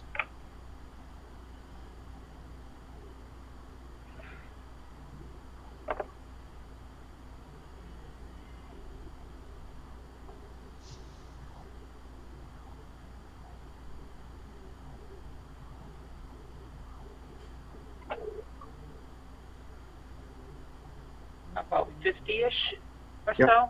If I'm And Laurie, correct with that. that's in the widest particular example, right?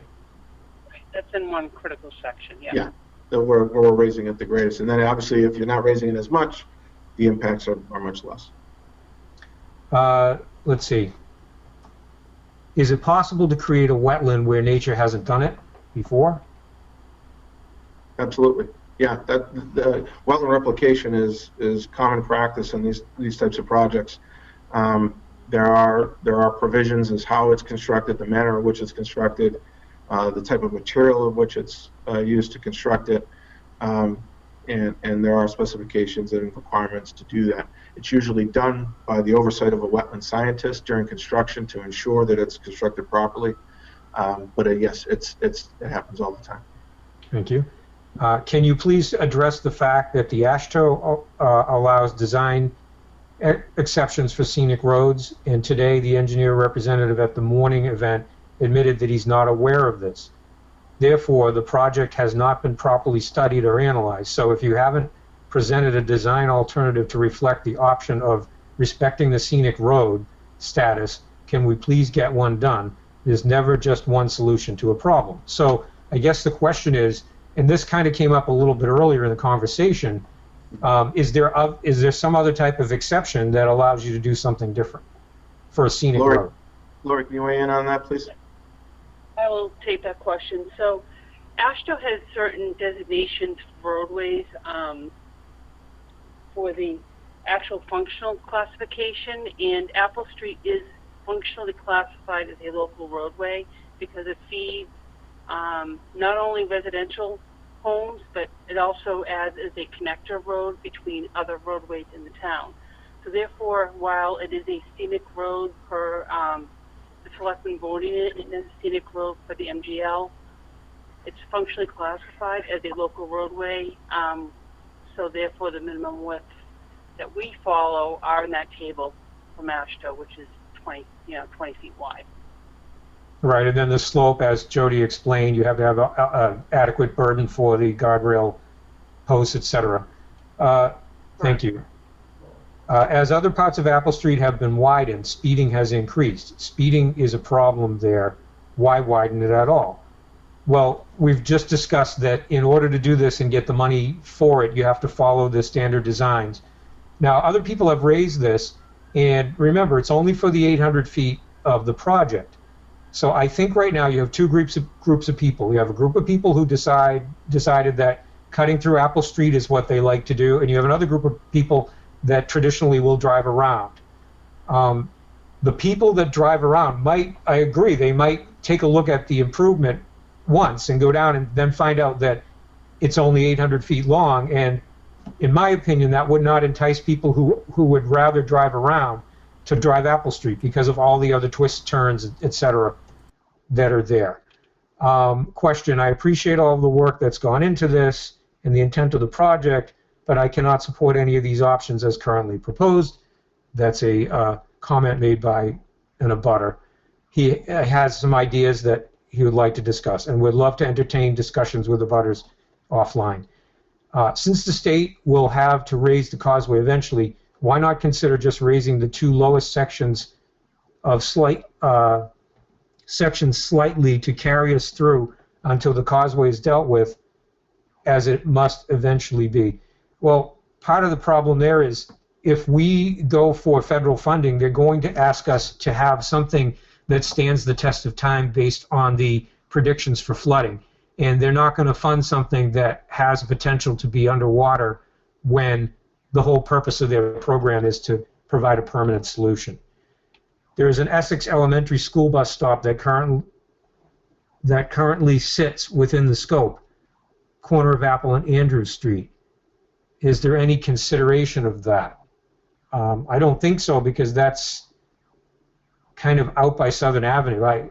The corner of Apple and Andrews is right at the very end/beginning of the project. DPW has a very different perspective from a tree warden, not equivalent. Well, in the town of Essex, the tree warden is the superintendent of public works. Can the town please come up with a lesser project, less destruction to carry the town through until the causeway is raised? Well, as I just mentioned, if the town is going to fund this with federal and state funds, they're going to expect us to come up with a solution that will stand the test of time that they're looking at, which is, 2050 and beyond, and we're actually looking to 2070. 18% is just local, but we all pay state and federal taxes too. That is absolutely correct. And if the town doesn't go after the state and federal money for construction, which could be around $4.5 million, then that money is still going to be spent, but it will be spent in another town. So in a way, this is money that you did contribute to through state and federal taxes. That would come back to Essex. Please address the floodplain, which may be separate from wetlands.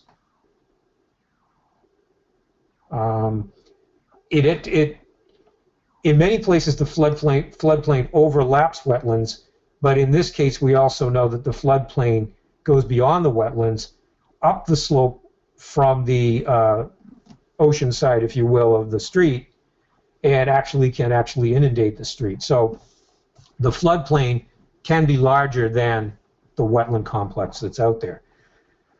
In Western Mass, some of the scenic roads go around the old, larger trees in similar scenarios.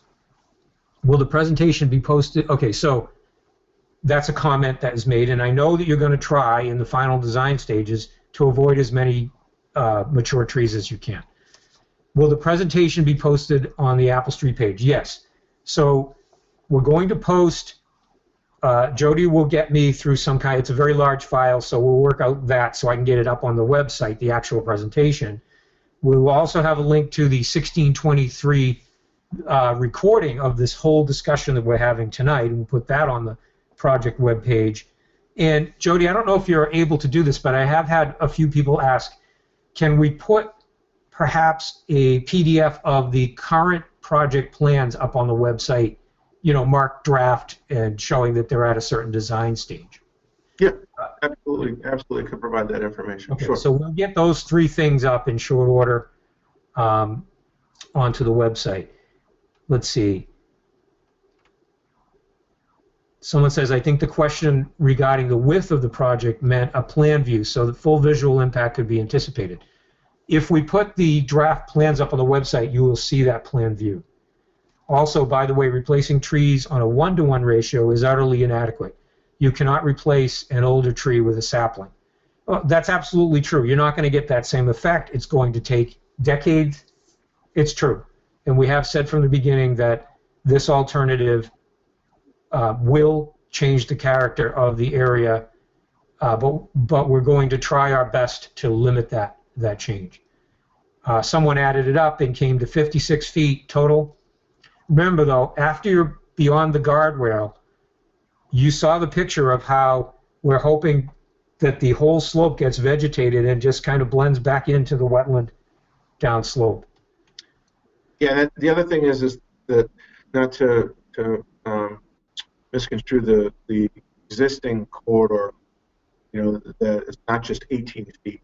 You know, there is some gravel shoulders that extend beyond it, and so the delta between what we're doing and what's actually out there is something that's not, you know, a 40-foot or the 30-foot increase in the corridor width. Now, just to keep that in mind as well. Someone says 50-foot plus is immense. Again, once you go beyond the back of guardrail, there's a minor shelf, and then you're going to start going down. And my understanding, Jody, is that entire slope is going to be vegetated. We already know that shrubs and things like that will grow in, as you showed in the picture, and we're going to try to maximize the chance for other larger trees and vegetation to grow in. So the hope is that you're not looking at just a barren, from back of guardrail all the way to the wetland, some kind of barren thing that never changes. And in fact, Jody showed a picture of what it looked like in the beginning and how over a couple of seasons it started to grow in. Someone says 20 feet is not required, period. It is. I mean, we're being told by our experts that 20 feet of paved travel surface is required per the standards. Someone indicates that people also walk there. That's true, and in fact, there's going to be more of a margin for people to walk than there is now. When was the traffic study done, and what was the method used? Jody, do you know any more about that? I can look into it. I think I have a copy of our study here, and I think the data was collected. If you give me 1 second. Okay. Yep. It was provided by the Town of Essex Police Department in April of 2019. Thank you. It was a traffic count performed. Do you have permission from all the abutters, or will you be exercising eminent domain? So in the beginning, we did reach out to all the abutters. Some abutters expressed that they wanted to see the design, and then they would make up their mind then, to be fair.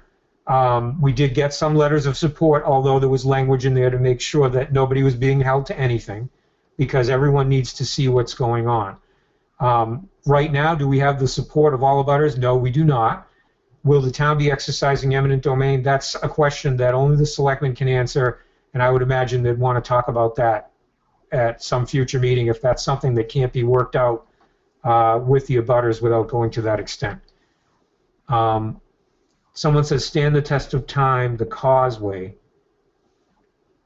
When I was saying stand the test of time, I was saying what gets built on Apple Street with federal and state dollars has to be shown to be an adequate elevation to be able to deal with flooding well into the future. That's what I meant by that. Would Essex undertake such a gigantic project when the risk of flooding on Apple Street is less than 1% per year until 2050, according to the Mass Vulnerability Report? And I would tell you that, yes, the selectmen currently support moving toward this project, because even though we have predictions, nobody knows exactly what is going to happen. And, you know, could it be that sea level doesn't rise as much? Yeah, that's definitely true.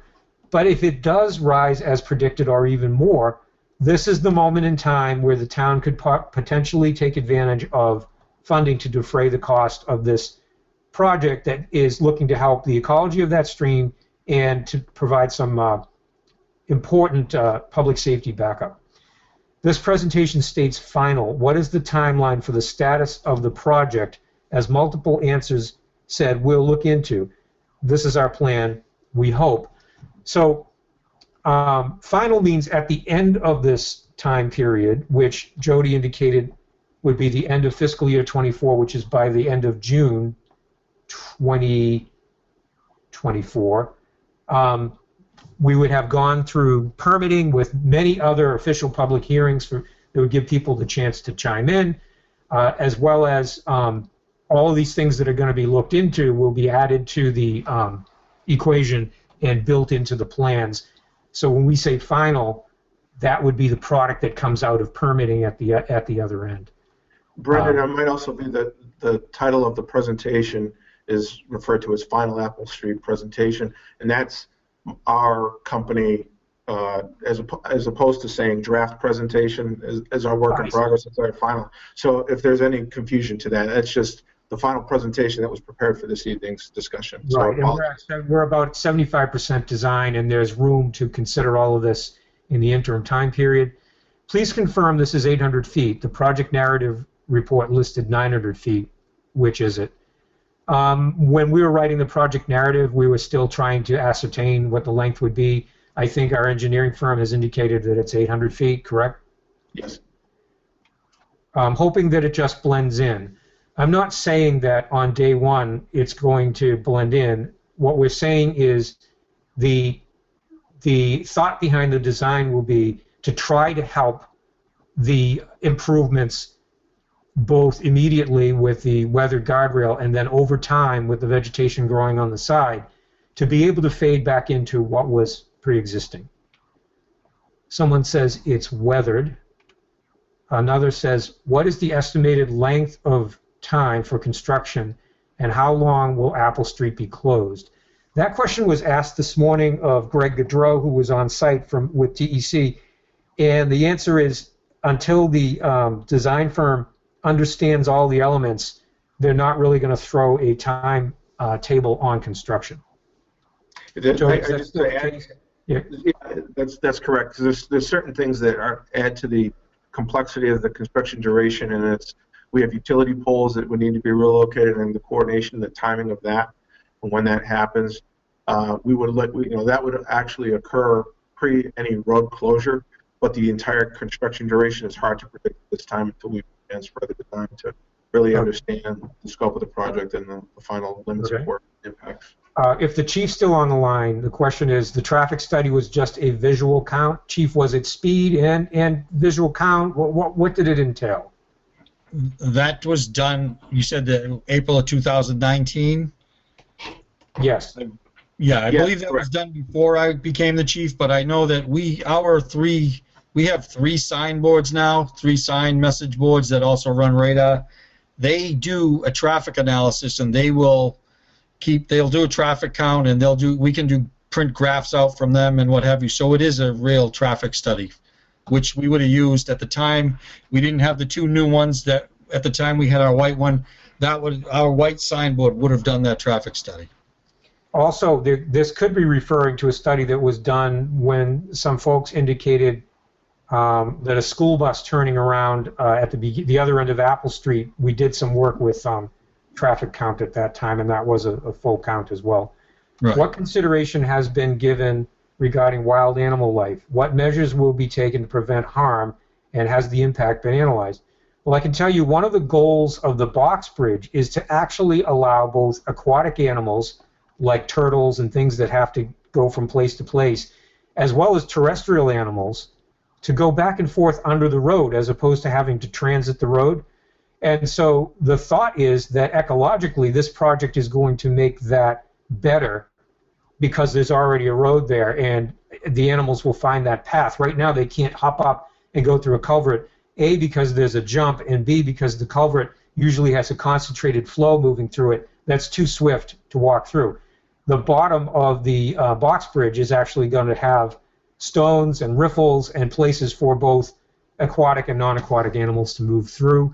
The impact on animals, I believe, Jody, there's going to be a endangered species review. Absolutely. There will be reviews at the Conservation Commission level, and I think other permits will entail a review of that.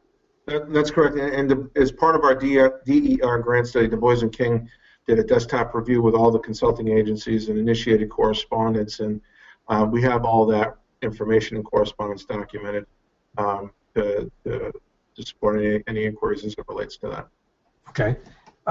Current cost is in excess of $4.5 million. All construction has an increase in cost. What is the worst case scenario for cost back to the town? It is very confusing, as we've heard, 18% match. Okay, so let's stop there.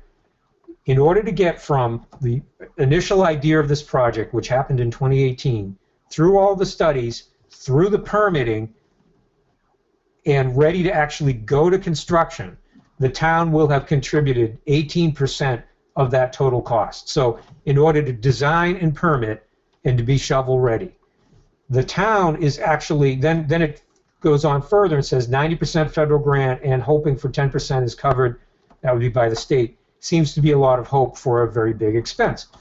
And so right now we're getting on a list for the 90% federal funding for construction, and if we can cover the other 10% with state funds, construction, whether it's $4.5 million or more than that through escalation, we would be looking for that to be covered completely without local money, albeit the fact that the average taxpayer, of course, is paying state and federal taxes. But that would be money coming back to Essex. If the cost is more than budgeted, how is the shortfall made up? Well, that question was asked this morning as well, and it really would have to be the selectmen, the finance committee, and eventually town meeting, considering whether if a town, an additional town contribution is necessary, whether that's something the town wants to go through with. As I mentioned at the outset, we're going to get this thing shovel ready to go. But if finances get in the way or some other factors get in the way that the selectmen decide they don't want to pursue this, we are not required to pursue it. So for that 18% investment to study the thing and get it all the way to through permitting, you're going to at least know exactly what it would entail, and then if there's more money involved, there'll be a chance at town meeting to say yes or no to that. If emergency services are to get the priority they deserve, are the businesses on the causeway not being unduly neglected? Well, again, the causeway project is out of the town's hands. We have had extensive conversations with Mass DOT about keeping that viable, but that's actually one of the things that they said would be a problem. If the roadway at the causeway comes way up, we've created this roadway that's much higher than the surrounding businesses, and it actually puts them at an everyday disadvantage, all to make sure that during a storm they're not at a roadway disadvantage, although if they don't raise their properties accordingly, they're going to end up with flooding anyway. So we're not trying to put anyone, neglect the causeway folks or put them at a disadvantage, but the situation there is so complex between DOT and what private businesses would have to do that it's nothing that we can really have an effect on right now. We have time to pause and rethink this because serious flooding is decades away. Let's work on the state of Mass to fix the causeway. And the selectmen are fully aware of that. They have tried that, and they're listening right now. And if that's something that they want to go back to the state with, I'm sure that they'll involve me in that.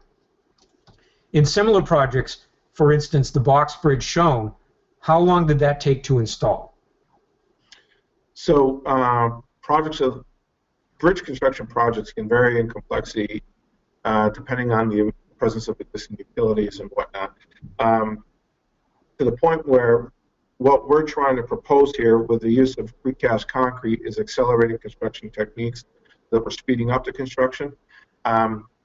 Projects of this type, we've been involved in projects where bridges like this can get replaced in a week, and similarly, because of the presence of utilities and whatnot, could take a construction season. So there's a lot of variability in determining how long exactly a structure like this could be built, and that those are some of the factors associated with that. Thank you. How high is the 200-foot, $20 million bridge example cited earlier? Since this project, if executed as a bridge, would only be 4 to 5 feet high, even with the longer length, what would be the approximate cost? A bridge would be much narrower and less disruption to trees, vegetation, etc., and would presumably allow for more wildlife passing under the roadway. Now, one thing that I want to point out, and I pointed it out at the site visit, is that as the costs of this project go up, and a bridge, Jody will comment on order of magnitude of how high a bridge cost would be versus, say, a $4.5 million roadway elevation using fill. As that cost climbs, the ability of the town to meet the benefit cost analysis that I mentioned at the beginning of the presentation declines. And if we can't meet the BCA threshold, we can't even apply for the federal funds. Jody, on an order of magnitude basis, if we were to put a bridge for the 800 feet instead of a filled corridor, what is the order of magnitude? If one was, let's say, $5 million, what would the other one be? Yeah, so I mean, like we use the point of reference of a bridge that I think the resident had referenced there. It was a 200-foot span bridge of $20 million. So if we're talking about an 800-foot, Mass DOT would give cost per square foot recommendations, but just proportionally the same area, we're talking about 4 times that. So we're looking at $80 million. I mean, it's an astronomical amount. And so I can tell you that we would definitely not meet the benefit cost analysis, so there would go our federal funding. And so although it's a novel idea, if the town is to get this funded through another source, then we're going to need to do something like what is proposed. On the other hand, if the town would like to do this and pay for a bridge, that's fine, but of course that's all on the backs of taxpayers, and town meeting would have to approve that. While Apple Street is closed for this huge project, guessing weeks at a time, will there be one or more police officers whose salaries we're paying to stand there and direct traffic? It all depends on how the closure goes.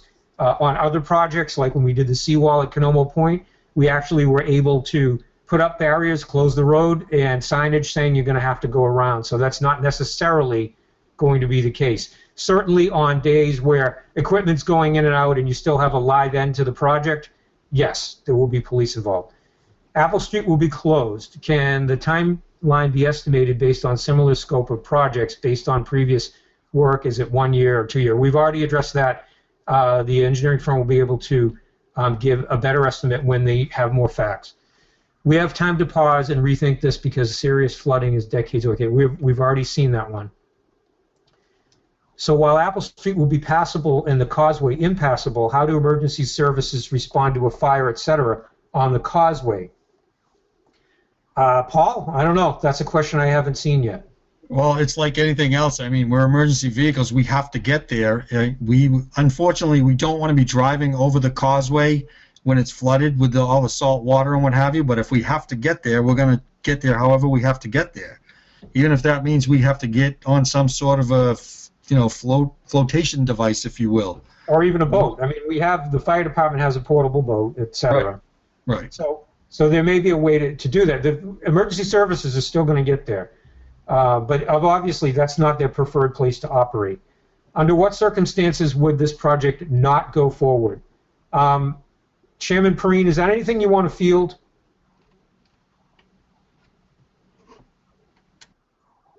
Sorry, getting unmuted.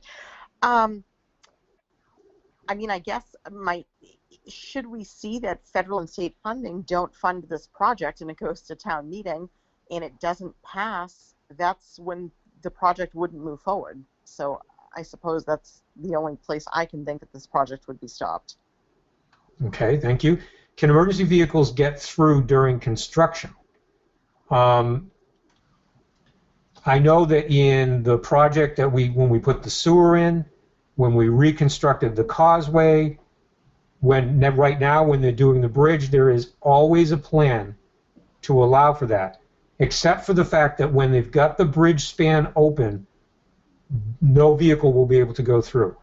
Our hope is that they would limit that as much as possible, get the span in, and have the ability, if a police car was, let's say, on the Southern Ave end and there was somebody right on that end that needed help, rather than buzzing all the way around, except if we had an open bridge span, that we would try to work that out. And we have worked out many, many novel approaches during large construction projects, including the bridge project, where we actually tested all the emergency vehicles before that actually opened.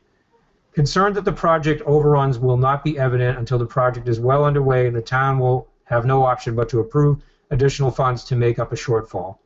Certainly that's a possibility. I can say that We've had a very good track record with major capital projects. The seawall went in under budget recently. The sewer project went in at 0.6% over budget back, that was done in 2006 when it was completed. The public safety building came in under budget. So we really try our best. Can we rule that out? No, we can't. But we do have a track record of really trying to stay to budget. Can we do a peer review study? This came up at the site visit, and I can say that in order to get this $222,000 in funding, that was essentially a peer review, because this is a highly, highly competitive grant program.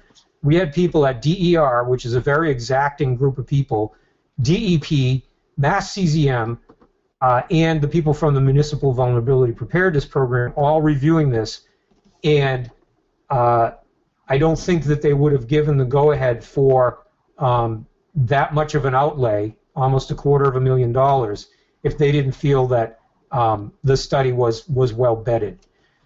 Okay, we didn't answer the bridge question. How high was the $20 million bridge? Well, I don't know that height necessarily impacts the cost per se, unless we're constructing the abutments of it. But looking at it in a plan view of a cost per square foot, that's where the majority of the cost comes into play.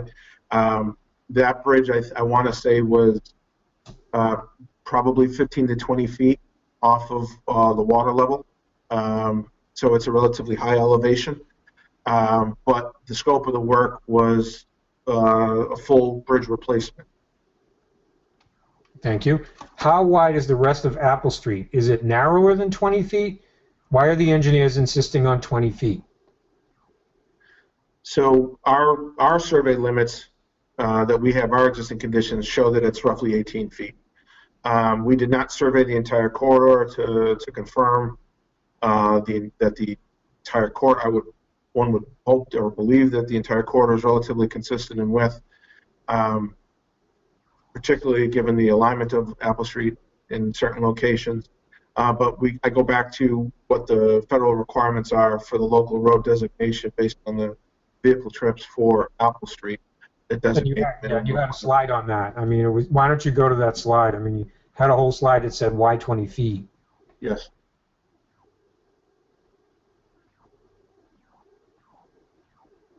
And again, yeah, federal standards, and I think we've talked about that. I just wanted to point it out. Okay, didn't answer the question. How high was the bridge? The bridge was about 15 or 20 feet off the water. Jody just said that. How much does the bridge height impact the cost? Was the $20 million bridge also 5 or 6 feet high?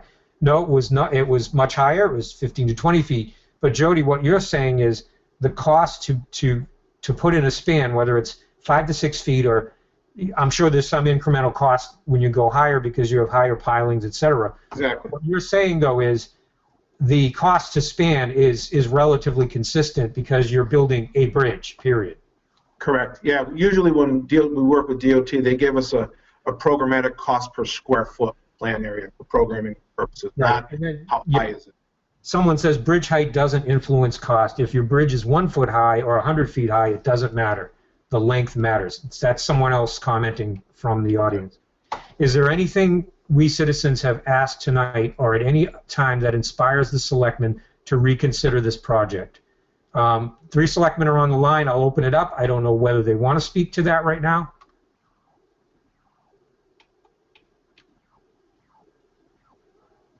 I'm not hearing anything. Sorry, Oh, go ahead.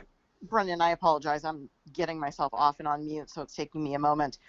As far as, so the question is, Janet, thank you for the question. Is there anything that the citizens have asked that would inspire us to reconsider? I guess in my opinion, tonight's public forum was about trying to take constructive input on how to make this project better.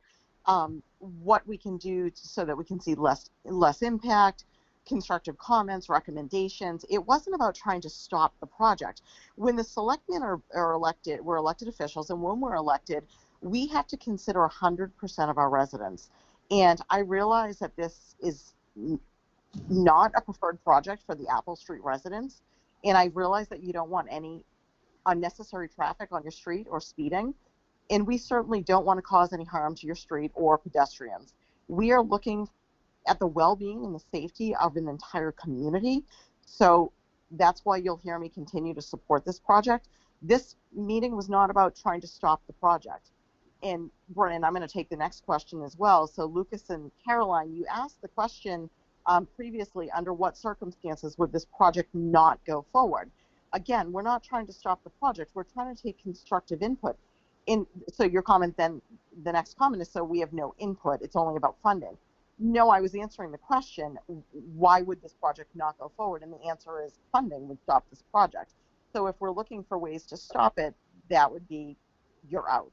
But again, considering the entire population of our community and being respectful of every resident, we would continue to move forward with this project. And Peter or Guy, I give the floor to you if you have anything to say. This is Peter. I've heard a lot of good comments, a lot of good suggestions for the engineering firm to consider here, ways to tweak the project, modify it, make it a little bit more amenable to the nature of the existing road. But I myself haven't heard anything that would logically make me think that the project should be stopped at this point. So this is Guy, and generally I agree. And in my mind, I try to keep in perspective the long-term strategic need for this, and try not to be overcome by, well, it's only 1 foot or this or that. I think at the end of the day, we all realize that this is something we're going to have to do. And unfortunately, because of the design and of the causeway, that's not going to be a feasible solution in the time frame that we're talking about. So that's my feeling. Thank you. So you've heard from the selectmen on that. Next question. I don't see how a low 20-foot wide bridge would cost $100,000 per linear foot. Well, I think we're being told by our engineering firm that that is what it did cost. Right, Jody? Yeah, that is essentially our construction cost estimate for a completely designed, and that was a design that took over 2 years to design and permit with Mass DOT, and a detailed construction cost estimate of $20 million, and that bridge is a total span of. Right, and I mean let's reframe this. So that was in the context of, can we build a bridge throughout the entire project zone? We are putting in a 10-foot box bridge. That is what is proposed. And the question there, that's probably going to be a substantial portion of the funding that's necessary, correct? Correct. Yeah, a culvert of that size can, and again, depending on the complexity of the project relative to utilities, and we've seen those projects range anywhere from $400,000 to $800,000 alone. And the rest of it is bringing in fill, bringing in rocks, materials, etc., which is of a lesser cost. It's still expensive, but not when you're talking about the structure. How wide is the rest of Apple Street? Again, it's our understanding that it's relatively consistent, although we haven't measured it all the way up. If it is narrower than 20 feet, why are the engineers insisting on a 20-foot width? I think we've had the engineers comment on that. It has to do with standards. Apple Street seems to be 17 feet in width. Some sections are 15 feet. Okay, we know in the project area that it's a consistent 18 feet, right, Jody? Correct. I don't see how low, okay, that was that bridge thing. It's all about the length of the span of a bridge. That's what somebody is answering that other question. Yes, sir. There were a few slides early on that were just skipped over. Not sure why, but will these slides be available? Yes, those were all the slides that had the backup on our methodology with Adkins Global. I didn't want to get into that. It's highly technical, and you actually need a lot more backup than that to understand what they did. But yes, those will be in there. And if anybody wants more information about exactly what was done and how it was done, I can connect you with the information. Wouldn't a bridge over land be less costly than one over water? So I guess the bridge that you were talking about, Jody, was over water. Mm-hmm. but I think what you're saying is a bridge is a bridge. Yeah, I mean, it's whatever you're spanning. I think when you have to contend with water, there's a need to control that water to be able to construct in the dry. So there is that aspect of it. But conversely, depending on whatever your existing condition is, to create that bridge would require significant earthwork. Conversely, so you know, speaking in relative terms, there's costs associated with bridges spanning water and bridges spanning. I mean, I think it's fair to say that the idea of putting a bridge over all or even a portion of the project area to try to minimize impacts to the corridor is going to be something that's orders of magnitude higher than what is proposed. And I can tell you that we're just barely going to squeak by on the benefit cost analysis that's required to meet the federal threshold. And if we go up too much higher, we're not going to meet that, and there won't be any funding at all. And if the goal of the selectmen is to actually design a project that has a chance at substantial non-town funding, then that's really the only way we can go. Person says, I'm not an Apple Street resident, and I am opposed to the project in this form. Someone says, thank you for the clarification. What input from local citizens has been considered and will be implemented? Well, I want to say that we took down any considerations that were asked about today at the site visit and everything that's being brought up this evening. So far, one thing that everyone agrees on is that we're going to really try to come up with some replantings of trees. We're going to try to come up with avoiding trees at all costs. We're going to try to come up with side slopes that will grow more than just low shrubs if it's possible. Things of that nature have been suggested. There was a slide from Essex residents on the Historic Commission where they gave some constructive ideas that are all being considered, and some have already been incorporated. Is there a waiver process through AASHTO to their standard measurements? Lori, I'm not aware of any. Can you speak to that? Yeah, sorry. While there are some waivers that you can get, but most of those are for if you're trying to not put in a sidewalk, not put in a widened shoulder. We're really already at its narrowest point, especially where we have roadside barrier, guardrail fall protection. Again, it's not a just to clarify, it's a safety issue. We still need to have buses and vehicles be able to pass each other on the roadway through this section, and there are runners and bikers who could also be using the road at the same time as the vehicles. So it is a safety concern, and that's why the minimum standards are set. Thank you.